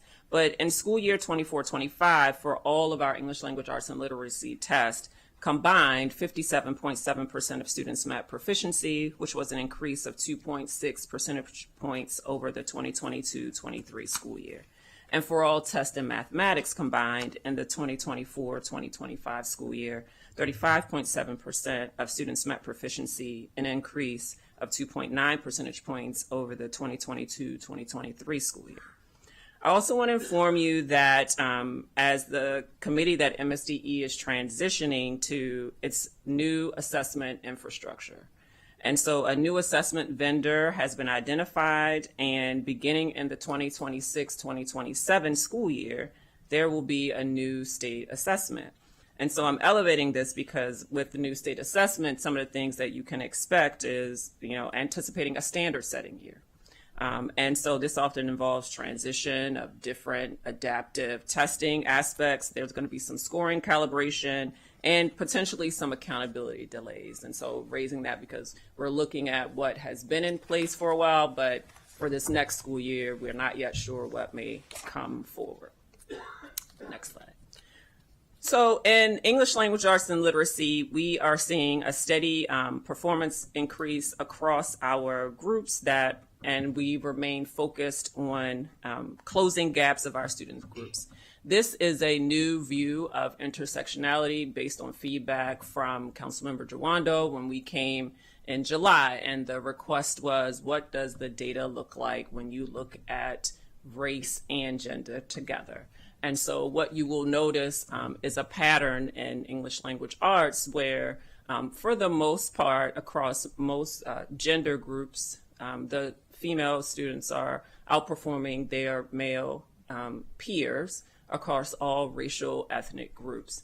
And one of the other things that you can easily discern when looking at this bar chart are the gaps or disparities across racial ethnic groups for our student groups. And so you will notice for our Black or African American students, you see that while 54.5% of the female students were proficient in 2025, the Black or African American male students, 42.7%, were proficient in literacy in 2025. And while you see those steady increases in literacy across the 2 years for each of the groups, there are differences in terms of performance across racial ethnic groups. Next slide, please. Oh. Thank you. I was just going to say thank you for doing that. I think it's really important that we disaggregate in as many ways as possible so we can meet the needs of all students where they are. And obviously, I've been talking a lot about the male-female gap that's been getting a lot of talk in the world, particularly in this, education. So it's just important that we meet the needs of everybody. And so this is helpful. I will ask you, I don't know if you'll get to this, but on the back end, I'll just prepare you. Like, it's great having it, but then it's like, well, what are we doing about it? And that'll, so if you're going to speak to that, great, but just be prepared to talk about that. Thank you. Yes, next. Thank you. And this is a similar view for mathematics, and with a similar intersectionality view for mathematics, a different pattern, slightly different pattern is observed where male students and student groups are outpacing their female peers. And for example, white males with 62.2% of their, white males with 62.2% and Asian males with 64.5% both show higher proficiency rates than their female peers in 2025. And this data also underscores a critical area of concern, as you will see. Our Hispanic, Latino, and Black or African American students of both genders continue to perform significantly below the district average, in addition to their racial, ethnic, diverse peers. Most notably, Hispanic Latino females recorded the lowest proficiency rate at 13.5, followed by Hispanic Latino males at 17.9. And to what you just shared, Councilmember Jawando, we definitely recognize that this is where the opportunity gap is most pronounced for our students, and the work that we are doing in terms of that data into action. And so I'm now going to turn it over to Mrs. Porter, who will share some data to action insights. Thank you, Dr. Addison, and good afternoon. It's good to see you. So we want to certainly acknowledge that we are seeing some gradual progress in some areas, but certainly we know a lot of work to be done, particularly as it relates to our Black and Brown students and students receiving special education services and our English learners. One of the areas that we really wanted to start with was our instructional vision. And we have created a vision for Tier 1 instruction, that is first instruction that all of our students are expected to receive in the classroom. And that vision really emphasizes that there is an expectation that there's evidence-based instructional strategies taking place, that our teachers are using what is called science of learning. We've been training our teachers around how students learn and how they retain information and how they stay most engaged. And so that is something we expect to see in the instruction. We also are expecting our teachers to teach at the grade level standard, and students receive that rigorous instruction. Our core belief, because we are a district that has the largest EML population in the state and also has a very large population of students receiving special education services, the expectation is that our classroom teachers, our grade level teachers, are planning with those students in mind. So it's not, we're going to plan and then we're going to figure out what to do with these students receiving services, but that they are part of the initial planning that takes place as they're working with the staff. So there's an expectation that our English language development teachers and our content teachers are working together, may not be teaching together, but that they are certainly planning together to address the needs of our students. And then our vision is that we will have high quality materials, that we will have meaningful engagement, that our teachers will provide timely feedback to our students, and that we will integrate the language development, that language that our English learners need, into instruction. Ms. Evans, you might be familiar with that triangle at the bottom. That is years ago, we had what was called Studying for Skillful Teacher, which was a professional development opportunity that we provided our staff around the best instructional practices. And it was mandatory at the time that we train our staff on these great instructional strategies. And over time, it's still available in our district, but we have fewer and fewer individuals taking it. So we are elevating Studying for Skillful Teacher back into the district, new edition. I think it's on the 8th edition, and we will be bringing that back. We've been working with the author of the framework, Rick Dufour, to make sure that that is something that all of our teachers have throughout the spring, moving into next school year, and we'll be using all of our support staff in central office to build the capacity of our school-based folks to deliver high quality instruction at the tier 1 level. So if you go to the next slide, so that's the instructional expectations. So this just talks about where we are with our curriculum. So obviously, to have great instruction means we need to have the best resources in front of us. Just to update you, last time we presented, we shared that we had new elementary literacy curriculum. Core Knowledge Language Arts, or CKLA, was the literacy curriculum. And so we are in year 2, and that is really focused on science of reading and really implementing those foundational literacy skills for our students. And so that is off and running, and we are really providing the coaching and support to our teachers with that. And then this school year, we have in our middle schools, also CKLA curriculum, Core Knowledge Language Arts, in middle school for the first time.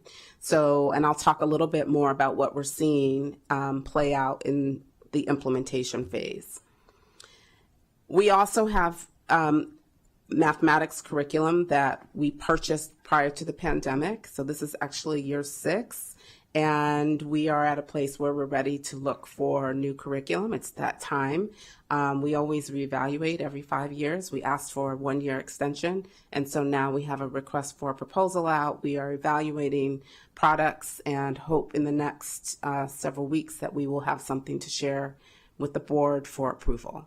So just so you know where we are, and then that would require training during the summertime to get our teachers up to speed on whatever it is we select. If you go to the next slide, one of the things that we are doing differently this year is obviously we talked about good first instruction, tier 1 instruction, but we know there are many students who need additional support, either through tier 2 instruction, which is maybe a reteaching, or there might be a specific skill that needs some support, or tier 3, which means more intensive evidence-based interventions. And so we have implemented at the elementary level something called FIT time, focused instructional time. Some might call it WIN time, what I need time. And that essentially is 30 minutes of dedicated time every day. In most schools, it's every day, where they are providing either tier 2 instruction, tier 3 instruction, or for some students who don't need it, they may be getting additional enrichment. So it is basically really figuring out what students need and providing that time for them on a daily basis. You'll be happy to hear my first grader comes home and says, I have fit time today. So good. So that is really important. It's also something we felt was really important to do, but the state also is requiring that we find time for intervention throughout the school day. And so this is how we are making that happen. The other thing is that the state of Maryland, through their new reading policy, is requiring that we have what is called student reading improvement plans. And so we are actually getting started a year early with these improvement plans. They're actually mandated for next school year. But essentially, it's our way of communicating with families that there is an area of concern, and we are providing some type of plan for this student, and it outlines for the family what the plan is. And usually they're getting that instruction during that FIT time.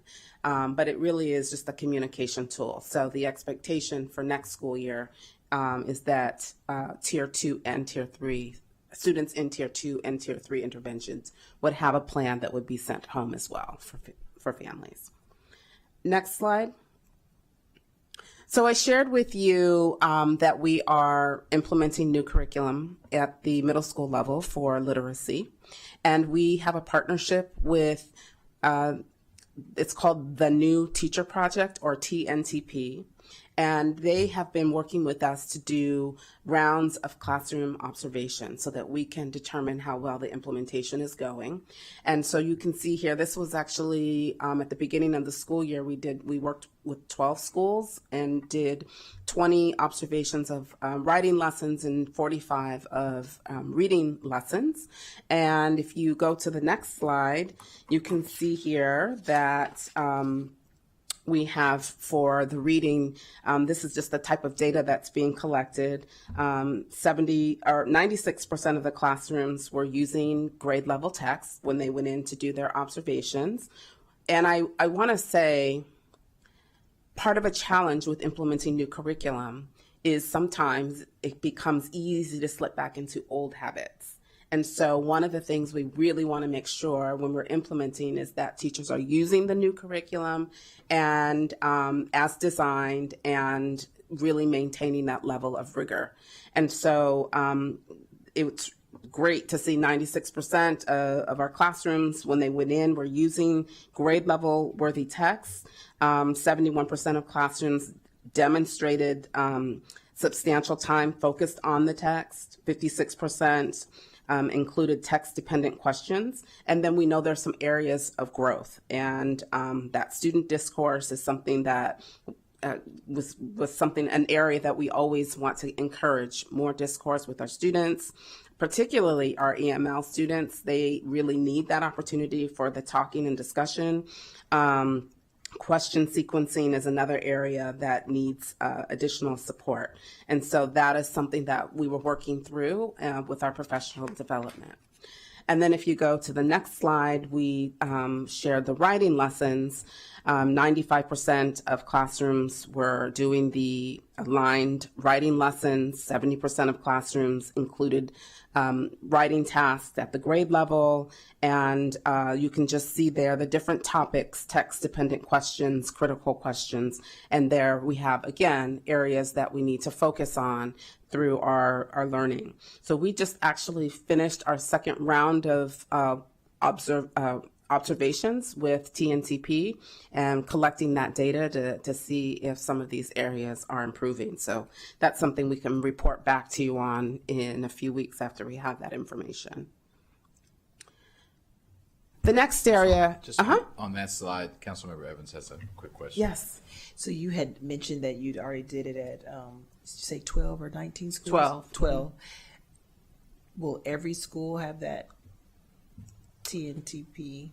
So the decision for this year was to stick to the 12 schools, but I do actually think it'll be very important data to collect to see if there's a difference between the performance of the schools who had there will be a total of 3 walks for the school year. But we are using that information to help develop the professional learning and support of the resource teachers as well. So that's for all the schools. Okay. Yep. Okay, if you can go to this slide. So just want to provide you an update on what's happening with our math policy. You saw the data that in the district, the math, 35% of our students are demonstrating proficiency with math. And I believe in the packet that you received, we're ranked number 5 in the state. It's a problem that I believe the state recognizes. The mathematics is an area that we all need to be working to support. And so MSDE is actually changing mathematics pretty significantly. Starting in 2027-28, we'll have new standards. And then these 4 areas will be developed around different instructional materials. There is going to be an expectation around multi-tiered systems of support, an expectation around supporting our staff, and then assessments. As mentioned, the assessments will change and the accountability will change. So if you go to the next slide, they'll be changing some of the course sequence. Currently we have algebra, then geometry, then Algebra 2, and they are going to create something called integrated algebra, which will integrated Algebra 1 and Algebra 2, so they will integrate that geometry into those courses. There will be an expectation that students have interventions immediately if the data indicates they need it. And on the flip side, if the data indicates that students are demonstrating proficiency, that there's an immediate plan for acceleration. And also, again, the communication with families. One of the things that's not mentioned here that is going to be pretty significant is that there will be an expectation of 60 minutes of mathematics at the middle school level.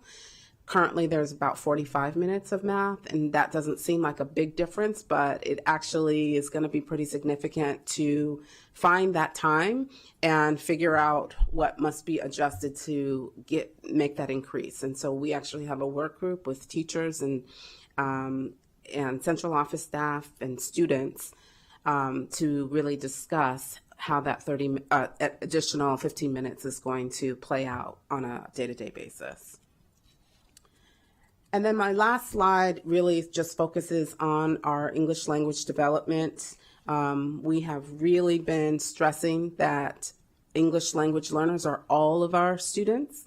It is not the responsibility of just an English language development teacher. They only see the students 30 minutes to an hour a day. It is all of our responsibility. And so all of our teachers, general education teachers, content teachers, need to understand the goals of our English learners and also what we call the WIDA framework. And it's the framework for how we teach academic language to our students. And so we have been doing a great deal to teach our staff, our principals, and even central office staff in terms of how we are supporting our English learners and making sure that they have access to grade level content. So that's a lot of what we've been up to. Last slide just simply reiterates, that we are recognizing that there are some trends that are moving in the right direction, but we certainly know we have a lot of work to do. And at this time, we'll stop and take questions.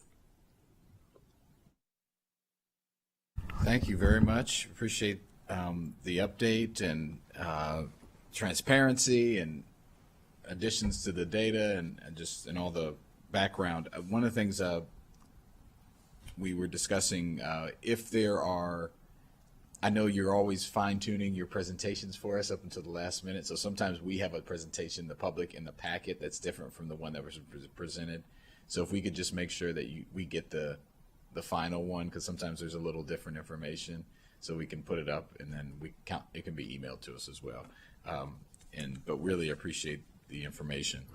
And I'll start where you ended, Ms. Porter. I always want to call you your former name. No, it's not okay. I'm repping for your. Yes, he would appreciate that. For your husband. It's not okay. So we're making incremental progress, but there's still very persistent gaps, right?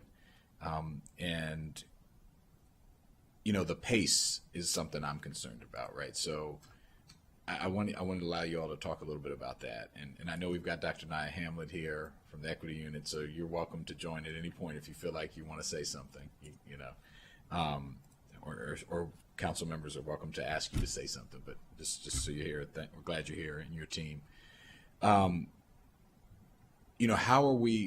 are we thinking about? Like, because obviously at this pace, we won't solve these problems in more than a generation. It's been a persistent problem for a long time in education, right? These opportunity gaps.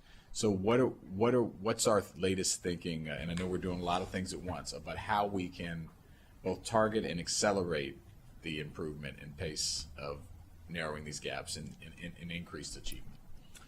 So I'll start, and please feel free to jump in on anything. I think the first thing is that when you leave things up to choice, you leave them up to chance. And so I'd say that to say the instructional vision of our school system has not been one that has been very clear.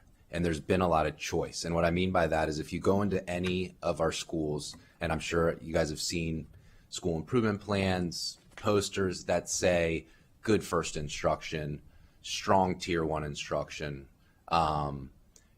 great whole group instruction. the definition of that can vary from school to school, and it actually shouldn't. And so it's grounded in research, research that we once utilized very with fidelity across all of our schools, and it creates inequity in terms of the experience that a student has in a classroom. So we're no longer leaving any of that up to choice. We are tightening accountability, and some people are appreciative of it and others are not. And what I mean by that is it's great to have an instructional vision that has very clear metrics for success, but we're moving towards all of our schools utilizing an observational process that measures teacher performance on that vision and those key levers. And it goes directly to the gender gap as well.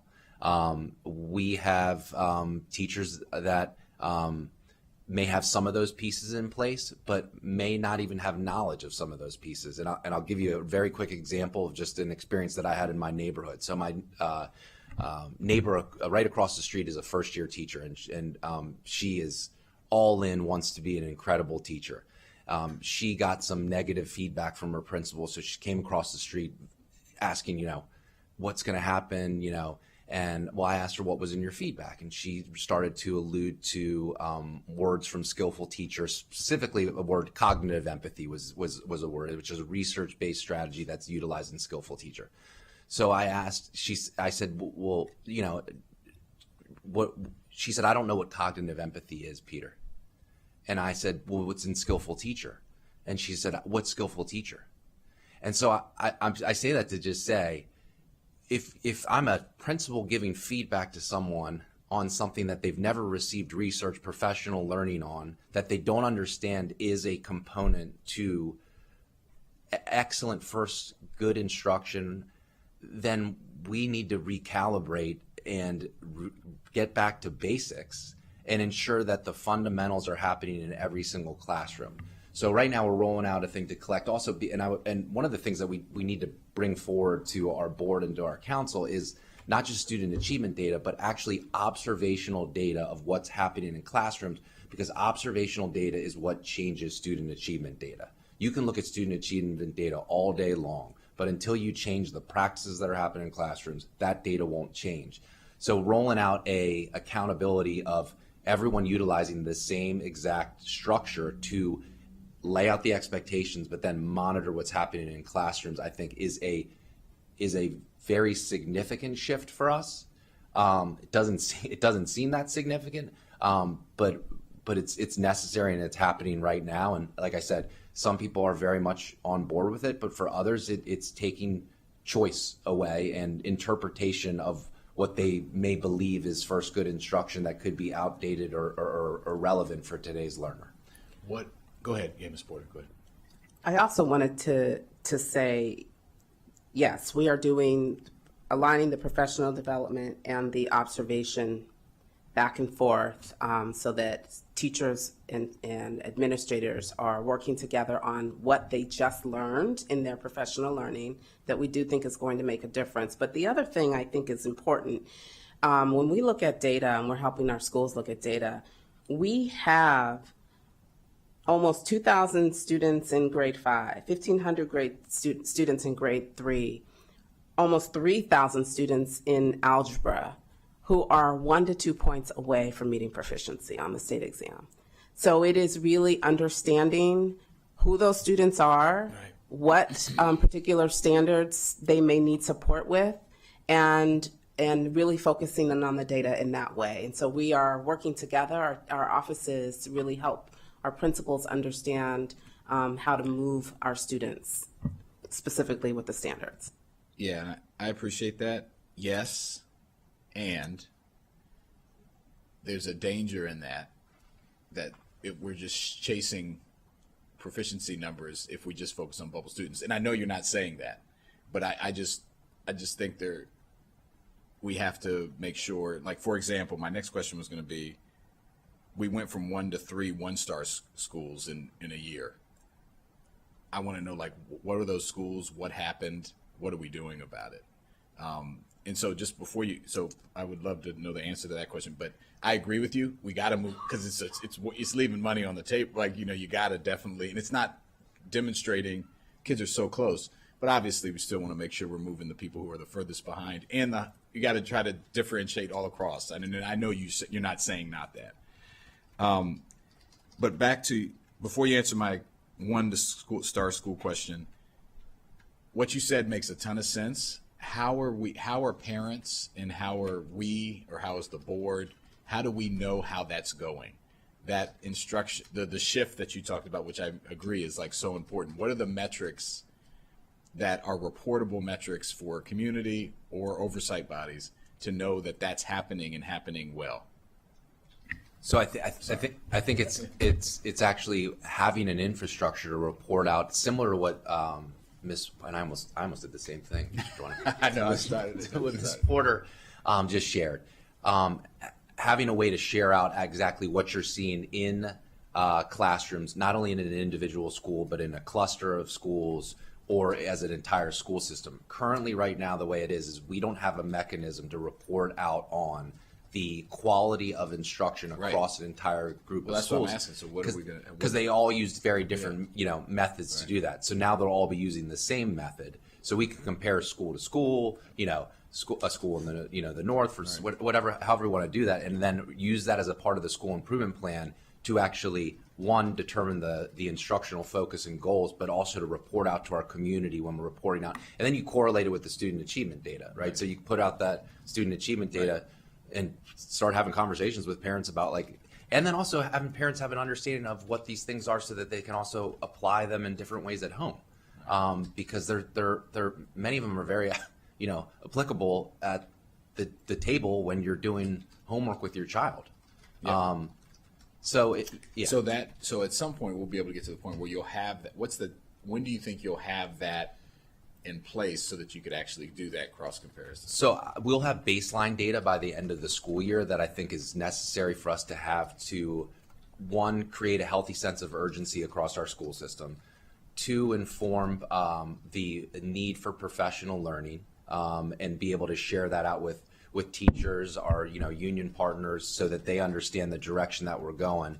But we need a baseline, and we don't have a baseline. So getting a baseline by the end of the year, and then schools utilizing that data to create their school improvement plans, and then implementing, continue to implement in the same exact process in the fall to see the change in, not only student achievement, but the teaching practice data as well. Great. Well, I'm excited about that. I'm eager to see how that moves. I appreciate the question. To the one-star school question, Ms. Addison, did you pull that up? Dr. Addison? Dr. Moran. Well, I'm gonna use some Dr. Addison knowledge right here. So I think one of the key things for why we saw a lot of improvement, honestly, is that Dr. Addison taught our principals and made sure that they understood the components of the Maryland State Report Card. I would argue prior to Dr. Addison, it was kind of left up to, again, choice, right? If I wanted to focus in on that as an important thing, then I'd focus in on that. But it wasn't also, it's now a directive from our superintendent. So we are not chasing all different things. We have one goal that we're working towards. That's the Maryland State Report Card, which understandably, that's our state accountability system. It makes sense that it is. But I think what happened is that Dr. Addison's professional learning resulted in people seeing places that they very quickly could get points, whether it was well-rounded curriculum, whether it was chronic absenteeism. So they really started to see where they could get some early wins. And so once you get those early wins are usually easy wins, right? And then, so now we're going to be moving towards the more challenging wins, which are grounded in that academic achievement that Dr. Addison highlighted earlier. So that would explain that the vast majority of schools that move up, which is great, like out of the lower tiers to the higher tiers. But I was asking about there were schools that moved into the lower tier. Right. And I just want to know what's going on. For some of those, again, it is connected to academic achievement, but chronic absenteeism is a heavy aspect of the Maryland School Report Card.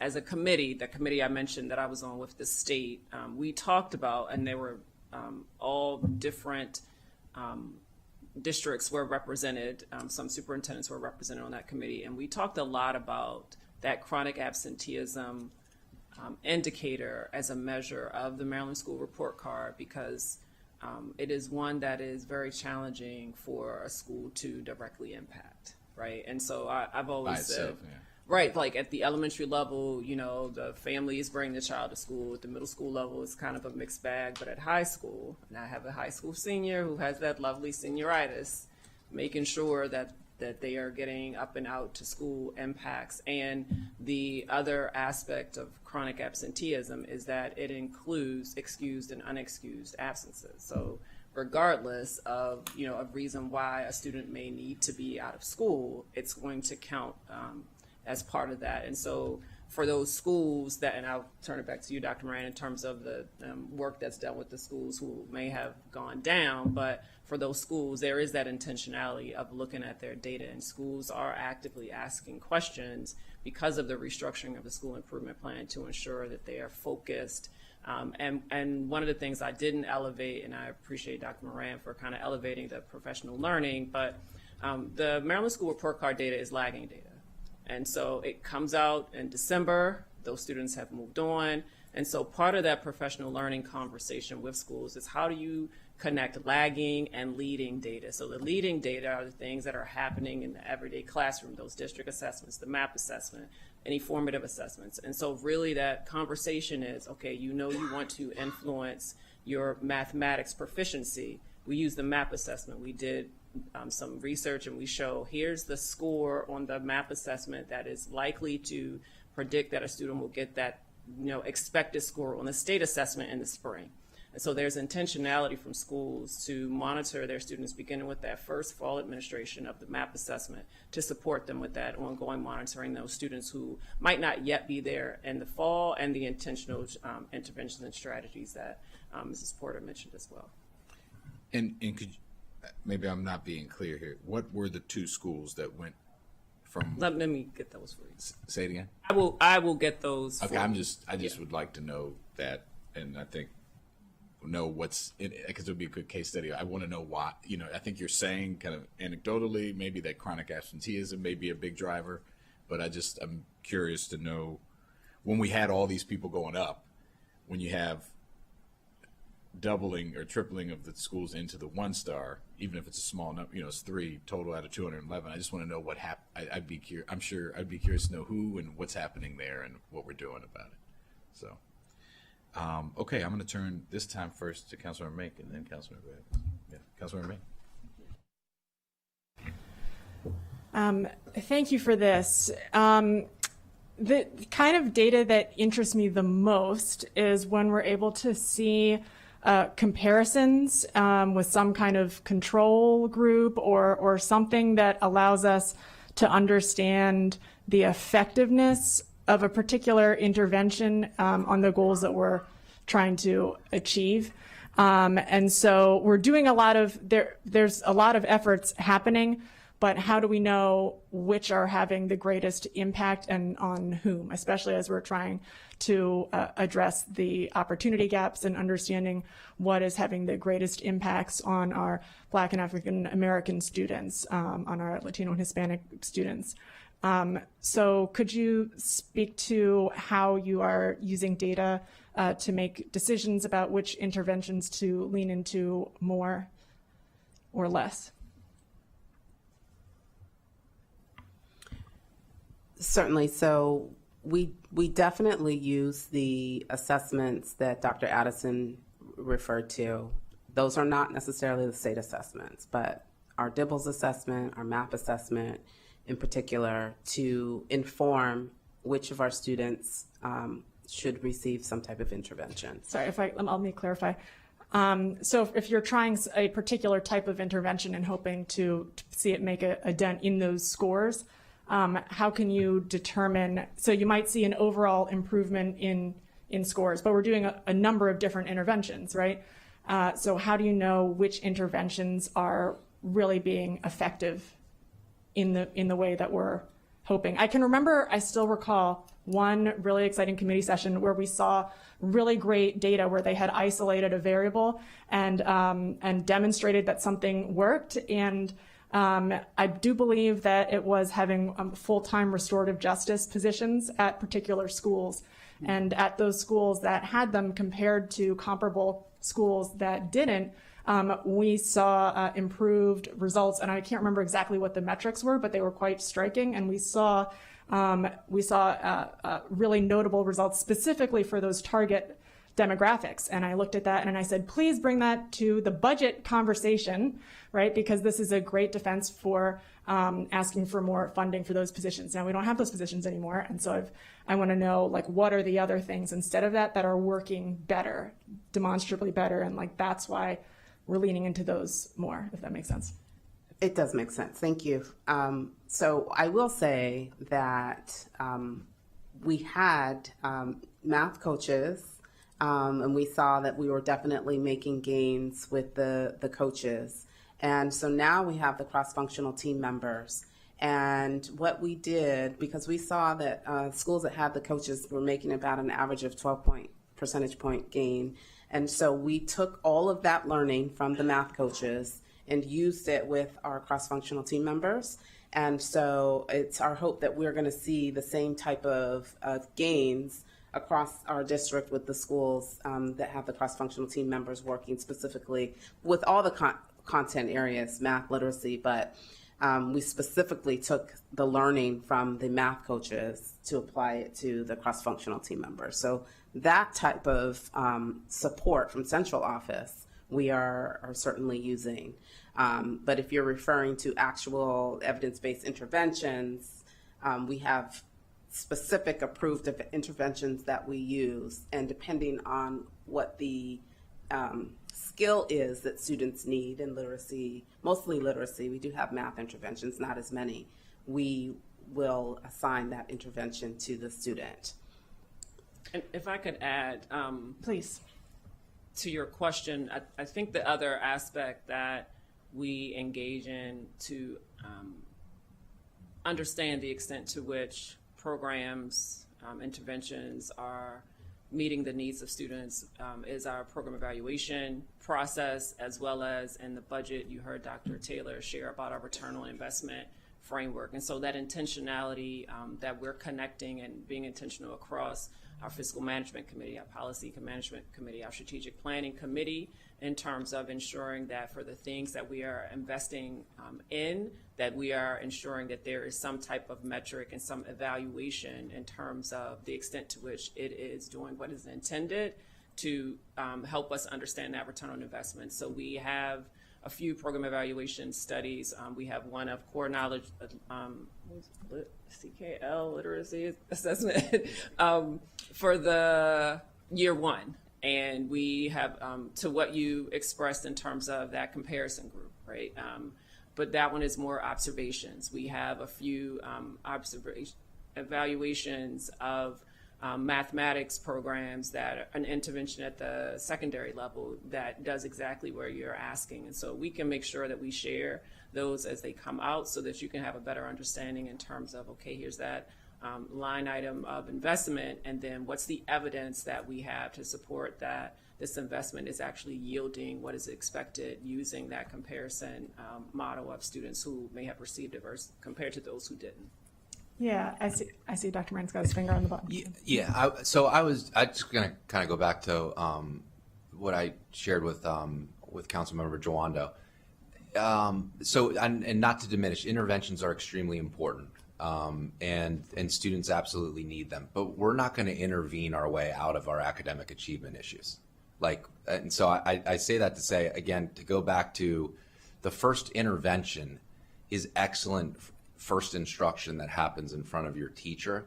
And a major concern that I have when we look at interventions is a couple of things. Who's leaving the classroom to go out for an intervention? What are they missing while they're out of the classroom, right? And also, how long are they in that intervention? Because there's also the time where, like, after you've done an intervention for 6 to 8 weeks, and if it's proven not to be effective, you should not be in that intervention anymore, and the intervention should change. So I just want to, again, just to get back to the importance of being with your classroom teacher and getting what you need in that time, like that's the it. Yeah, I completely agree with you. And so to clarify, when I said intervention, I don't necessarily mean the type of intervention where you're coming in after the fact. I mean, any kind of change that we're making, especially one that might have a fiscal impact, the ideal is to have it then resulting in increased achievement and increased opportunities and a closing of the disparities that we're seeing. So, so I'm certainly talking about everything that's on the front end of that and on the prevention side. And you'll see that that also reflected in some questions that I sent over asking for some more data for us to look at in regards to the session that we're having on Monday in regards to absenteeism and so on. Where is the data? I know that has been a priority of the superintendent, and I know that I'm not saying that I don't think you do it. I'm saying we need to have it at these sessions because that's what we can point to when we're in these budget discussions. And so having that integrated into these, integrated as opposed to, siloed, like here's what we're doing and here's kind of the big picture of the scores, integrated into these conversations to show the reason we think that these scores went up at these schools is because that is what really allows us to make a defense for the budget that we are asking for. So the more of these committee sessions, all of them, please, like if we're going to be listing, here's the things that we're doing, then please any kind of data, and maybe sometimes it's qualitative, and especially if we're heading for a baseline, that's going to be our first. But maybe why did you select this? What's the data that was used to make the selection? But something to explain, so it's not just list of interventions and kind of like annual or year over year. It just doesn't allow us to explain how what we're doing is different than, that graphic that Dr. Taylor likes to put up with all the arrows going in different directions.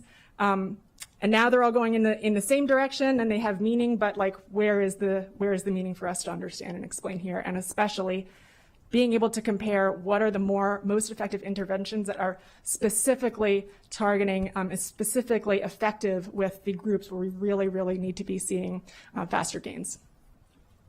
Yeah, and were you done? No, but no, you don't have to be. But I just want, on your point, I just wanted to say, this is a potential way to look at it because I really appreciate the point. And Dr. Addison, since you're here, like you're evaluating things kind of on a schedule. You have an evaluation schedule, and so not intervention, whether it's curriculum, program change, intervention, whatever it is that you're using to, it would be great to talk about the evaluation of said things in the context of the discussion we're having. Does that make sense? Like, so if we're talking about the drivers of student achievement, which there are many, we've talked about several today, and I asked, how are we assessing the first instruction skilled teach, like you said, we got to create a baseline, so, or the curriculum, there's another one, we're changing multiple curriculums next year, right? And so there obviously will be some sort of evaluation of how that's going. And I think we just need to be able to, in context, talk about the evaluation piece of what's working with the data of where kids are. And does that make sense? And I think so. It would almost be helpful as you're preparing to talk to the board and talk to us about these things. Like you could say, okay, here are the relevant evaluations that I think would relate, and then kind of embedding that into the conversation. Does that make sense? It does. Oops, sorry. And that is and I didn't say it as eloquently as you did, but that is the intentionality in terms of the work that we're doing with our fiscal management committee and our policy management committee in terms of that intentional structure around here's the line item, the finances, and here's the program evaluation study that connects to that, and here's the evidence from that shows that, this is working as intended, and let's maintain.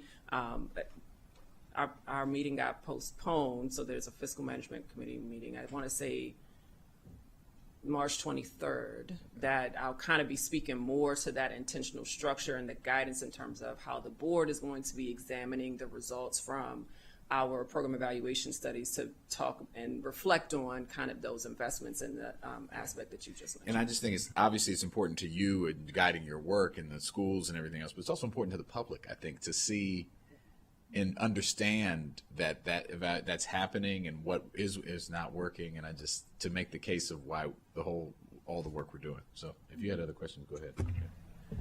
Yeah, I also wanted to just look at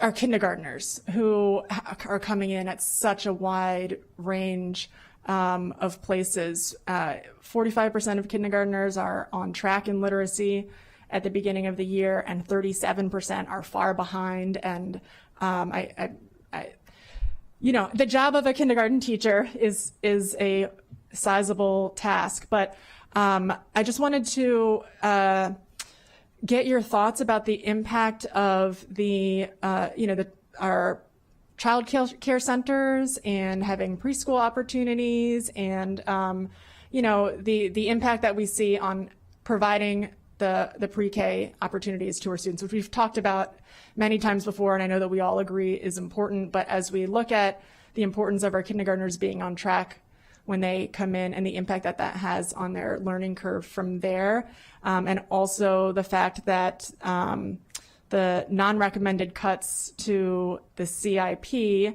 include, and I know they're non-recommended and you all don't want to make them, but I'm going to give you an opportunity to make your case here, includes the planned childcare centers, which of course provide an opportunity to prepare more of our preschool age children to be ready for kindergarten. So if you could just talk a little bit about dealing with having such a wide range for our kindergartners who are coming in, and what that means for them and what down the road, and also the impact of the child care centers and making sure that more of our kids get that time before they enter kindergarten, and the impact that we see on that in the classroom when they come in. So the first thing I would say in terms of so you're referring to the KRA data for our kindergartners. I think, and we have not had the opportunity yet to share this data with kindergarten readiness. Yeah, did I say?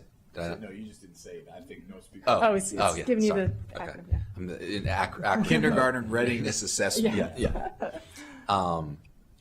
So what we've seen, and Dr. Addison can share a little bit more about KRA, but what we've seen with our DIBELS data is that we've seen significant gains with our kindergartners moving up right around between 65 and 70% this winter, right? So I think our kindergartners, our performance, we're very pleased with where that is moving, and it's been significant movement.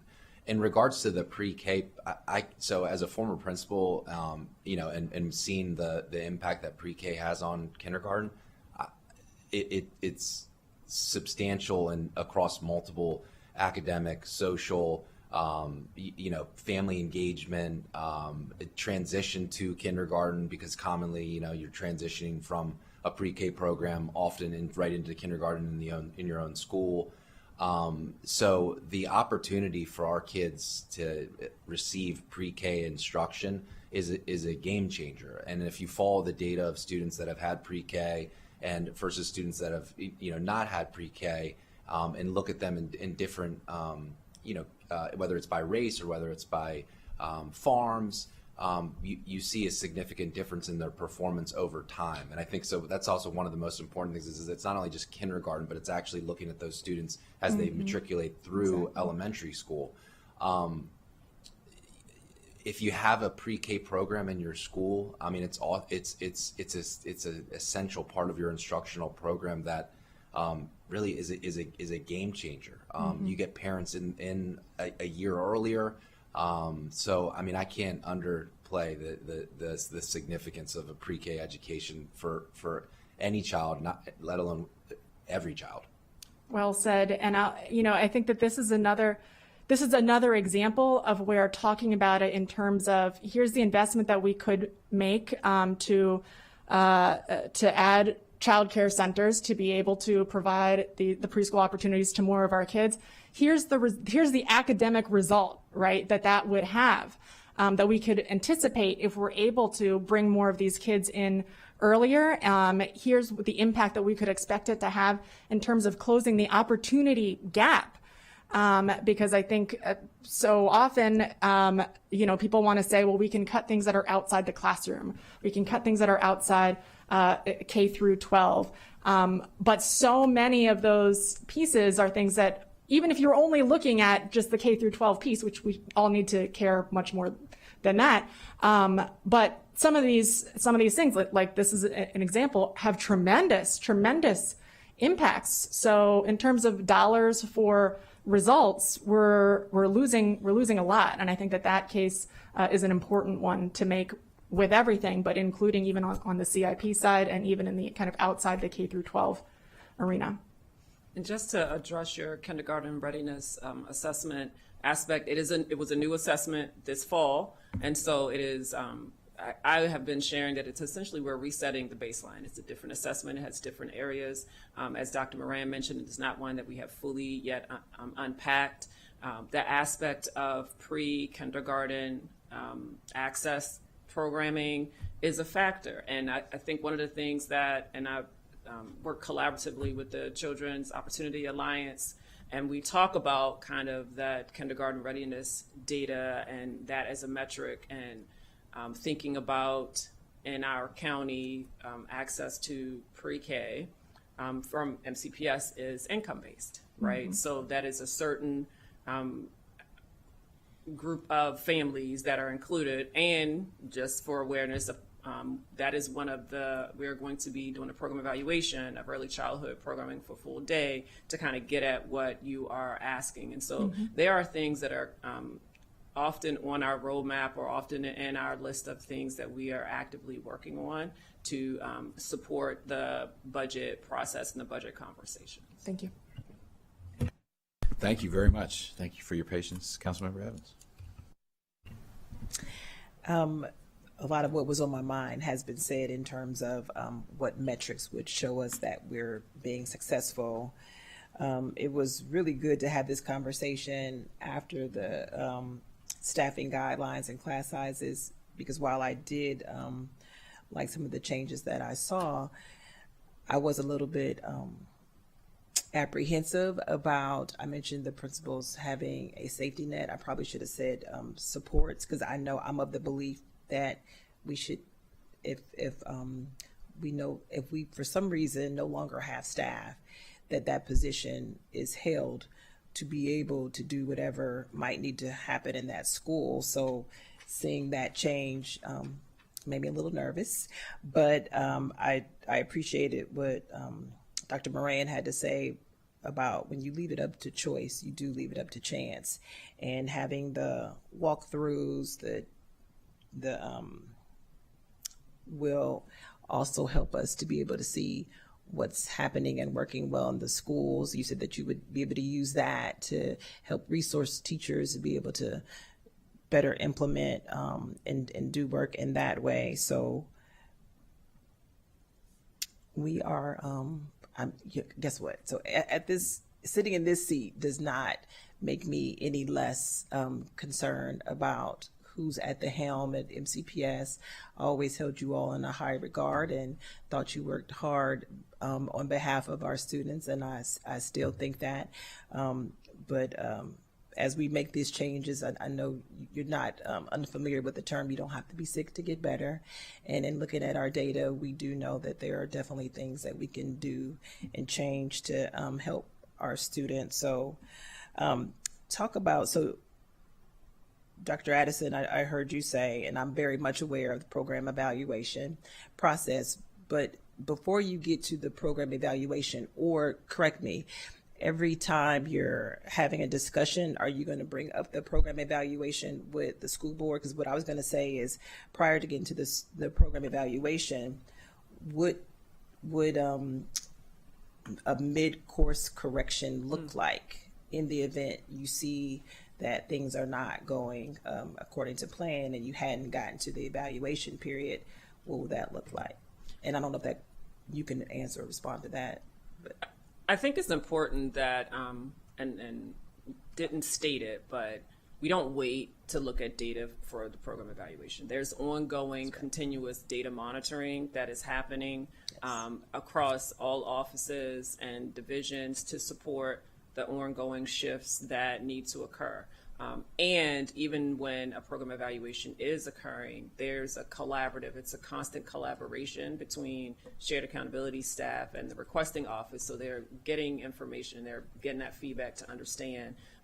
You're seeing the final product, right? But that internal sharing of data is still ongoing that supports what you just shared in terms of that mid-course correction that may need to take place. Yep, and very much aware of progress monitoring is something that when I was on the board, we made certain that we were doing just so that parents and the community could see if there was a return on investment and what work was happening in between there. But thank you for lifting that up and pulling that out for the millions of viewers watching that may only be like 10. When I say it's more of an aspirational and lifetime number, it may on YouTube, it may one day achieve, when millions of views. So I'm glad we have gotten to where we are now because this question I think will be more appropriate. A lot of what we talk about when addressing achievement and opportunity gaps is, and when we look at populations, when we broke out the data, we looked at where we are. A lot of it was tied towards a lot of interventions or dollars or programs are tied to farms rates, for example, or there's system-wide things that like are going to help everybody. Rising tide lifts all boats kind of thing, which is appropriate too. And as you said, like first, we got to get that right for all kids. But because these gaps have persisted for so long, and in some cases, are just so stark, particularly in the case of, I'm going to talk about right now for our Black students, for example. Are there, and this came up in the anti-racist audit, when we discussed that in January, a lot of the things are system-wide. So are there specific programs either in place or being thought about specifically for Black students, for example, that are culturally appropriate, that meet that are not system-wide or farms-based interventions, but that tie either programs, dollars, resources, specific interventions for those students to help them achieve? And I would say the same thing for, Latino students. That's something that has been on my mind. It's something that has been on mind of some community members, and I hope you understand how I'm asking the question. And if there aren't, is there a reason there aren't? And I would love your view on that. We do have instances where there are community groups working with particular schools, sororities, fraternities that are doing some work with tutoring, mentoring, things of that nature for African American students. Right. But that's not a funded MCPS It is not a funded, but those are partnerships that they work with us to get them going and things of that nature, but it is not a funded partnership. We are working with the NAACP. They have started a partnership with us and IXL, which is a math intervention. And we've shared that with Dr. Taylor, and I heard that's been growing rapidly. It has been growing, and so that is something that he's looking to put some money towards so that we can provide more support to families as a supplement to families for math. So we hear many families say, I don't know how to support my child with math, and so this could be an area. But we don't necessarily have a funded MCPS program specifically for African American students. We do try to encourage many of our schools to participate, like in our Saturday school programs and things of that nature, but nothing specifically that I can think of for African American. And do you think that there should be? I definitely think that when we look at our data and we look at who has the need, those typically are in many of our schools African American students, Latino students, and so reaching out to those students who have a specific academic need, yes, that is critical. And so figuring out how we fund and support that is something that we'll have to continue to look into. Dr. Hamlet, do you have anything to say on that? I mean, I think, whether it's partnerships with culturally appropriate out-of-school time providers and or the work of addressing what's been identified in the climate surveys and the anti-racist audit, and or obviously bond or like getting more diverse teaching. You know, Dr. Taylor's been rightly lifting up that this is the first time in MCPS's history that the majority of MCPS staff are non-white. Obviously, if you do that with that's heavily weighted with support staff. If you in educator staff, we're not anywhere close to that. But obviously, we know, for example, a very research-based intervention for black boys and black students is having a teacher that looks like them. If you have one, your grades, you have this higher chance. If you have two in a row, your chances of graduating and having higher achievement goes really high. So obviously that's a research-based strategy. So I just think I really want to push us to be thinking about this in our budgetary context, because community members ask, I think it's something, and again, I'm not just saying for our black students, for our Latinos, and because there's cultural appropriate, type of instruction. And I wrote down when you said this, you're not going to intervene your way out. However, there are, I think, some targeted supplemental for those populations that could be helpful when, they're not feeling connected to a classroom. They're not, because it kind of just overlays with the culture in the classroom, and we have to just stress it. So I kind of was filibustering to let you come up, but Dr. Hamlin. No worries. I appreciate the opportunity to share on this. I actually was back there looking at the math data in particular. And so there are a number of things that my colleagues have shared that I think are super important. Certainly the stronger Tier 1 instruction with that instructional vision and framework that's clear across the district. I would say that is the greatest equity lever when it comes to instruction. But when I was looking at the math data, so for example, if black male math proficiency is currently at 23.8%, while white males are at 62% and Asian males are at 64%. Even if every group improves at the same rate, the gap stays the same, right? And so to close that gap, the rate for our Black and Latino has to significantly outpace those groups. So and that's why I think certainly strengthening the Tier 1 instruction is important. But I think it's really about reframing it from a student deficit standpoint to system responsibility, and we're chipping away at that. But to answer your question that you just asked, I do think it's important to have some specific programs that can target specific groups, whether it's racial groups and or that intersectionality with gender. Because yes, Tier 1 instruction is important. Yes, the evidence-based interventions are important. And we know how far that we have to go in order to close those gaps. The other thing that I think is important, and this is something that we have to shift toward, we a lot of times look at gaps, not just opportunity gaps or achievement gaps. We look at it as like how far Black students have to go in order to be commensurate with their white or Asian peers, right? Or the same thing for our Latino students.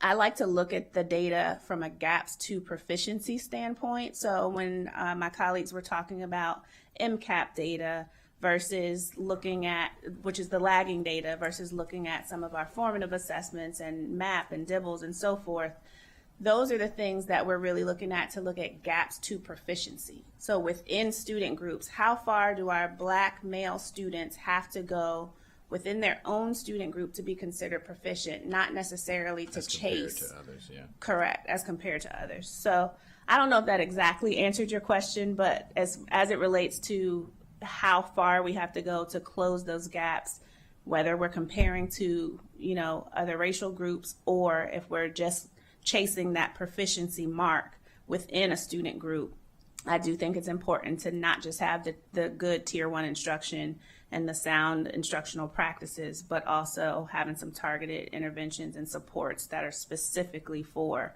the groups that have to grow the furthest. I appreciate that, and I appreciate the candor, and I think if that's the answer is, I agree with you. And so I think it's incumbent upon us to like figure out what those things are. I mean, the fact that we're here and we're like, we don't have those, that's the work. It's kind of to my first question on the pace. There's no way we're going to catch up or meet the standard we set for ourselves. I like the reframing. It's not catching up to, it's what is proficiency? What is your, and not what are you compared to others? That's one way to look at it, but what is the proficiency? And I think we need to be honest with ourselves, the public, about what will that require? The IXL example, the NAACP is, I think, that's a micro-targeted example of something that could be in that bucket. And again, it doesn't necessarily have to be MCPS providing all of the programmatic. It could be partnering with other organizations or enabling that in the community. And I think especially when you overlay it with the culture and climate and anti-racist stuff, where there's impediments to getting good first instruction clearly in the data. Like there's no question that, for certain students, they feel whether it's a language barrier or another cultural barrier. So I think it's even more important that we would have specifically targeted dollars programming to help meet that standard. So I'm hoping we can think about that and talk about it more as we go forward. Yep. Thank you. Councilmember Mink. Thank you so much to both of you for driving that point home. That's exactly what we need is what are the interventions or changes or policies or all of the investments that we're making that are showing a faster gain in the groups that need to be having the opportunity to make those gains at a faster pace. And again, it is frustrating that the one where I remember that demonstrated so clearly are for positions that we don't have anymore. I recognize that the intent is to, or that the plan is to have the role that those full-time restorative justice positions that they were playing is to have that executed in a different way and through other investments. But we really need to be able to see in the data that is having that impact. So, I mean, as we're talking budget and as we're talking intervention, as we're talking all of these things, being able to show that here's the results that we're seeing and that's why we're pouring more money into this, or here's the results that we're not getting and so that's why we're not going to expand this, and being able to drill down and have that broken out by demographic groups, and have comparisons to defend that. We need that, or we're never going to get there. And it's not fair. It's not fair. It has to be backed by dollars. And I just want to, and I think that's the point that Chair Joanda was making. And I just want to very strongly agree with that. Like, we have to have dollars that are correlating to the changes and the investments dollars that we are putting in order to close that opportunity gap and be able to see that in the results that we're getting. Another example in the budget, just because we had the budget briefing, is the equity, the resources for like textbooks and stuff, like using the equity plus up or whatever it's called. I forget equity add-on. Yeah, okay. That's an example in real dollars. Like there's a baseline for everybody, but then for schools that need more, they're going to get more. And I think that's just another example of heading in that direction. But yeah, so I think we've done a lot today. So thank you for the information and thank you for the work. And we'll be coming back to this obviously again. And if you could send us that presentation, as we said, that would be great. But with that, we're adjourned. Thank you.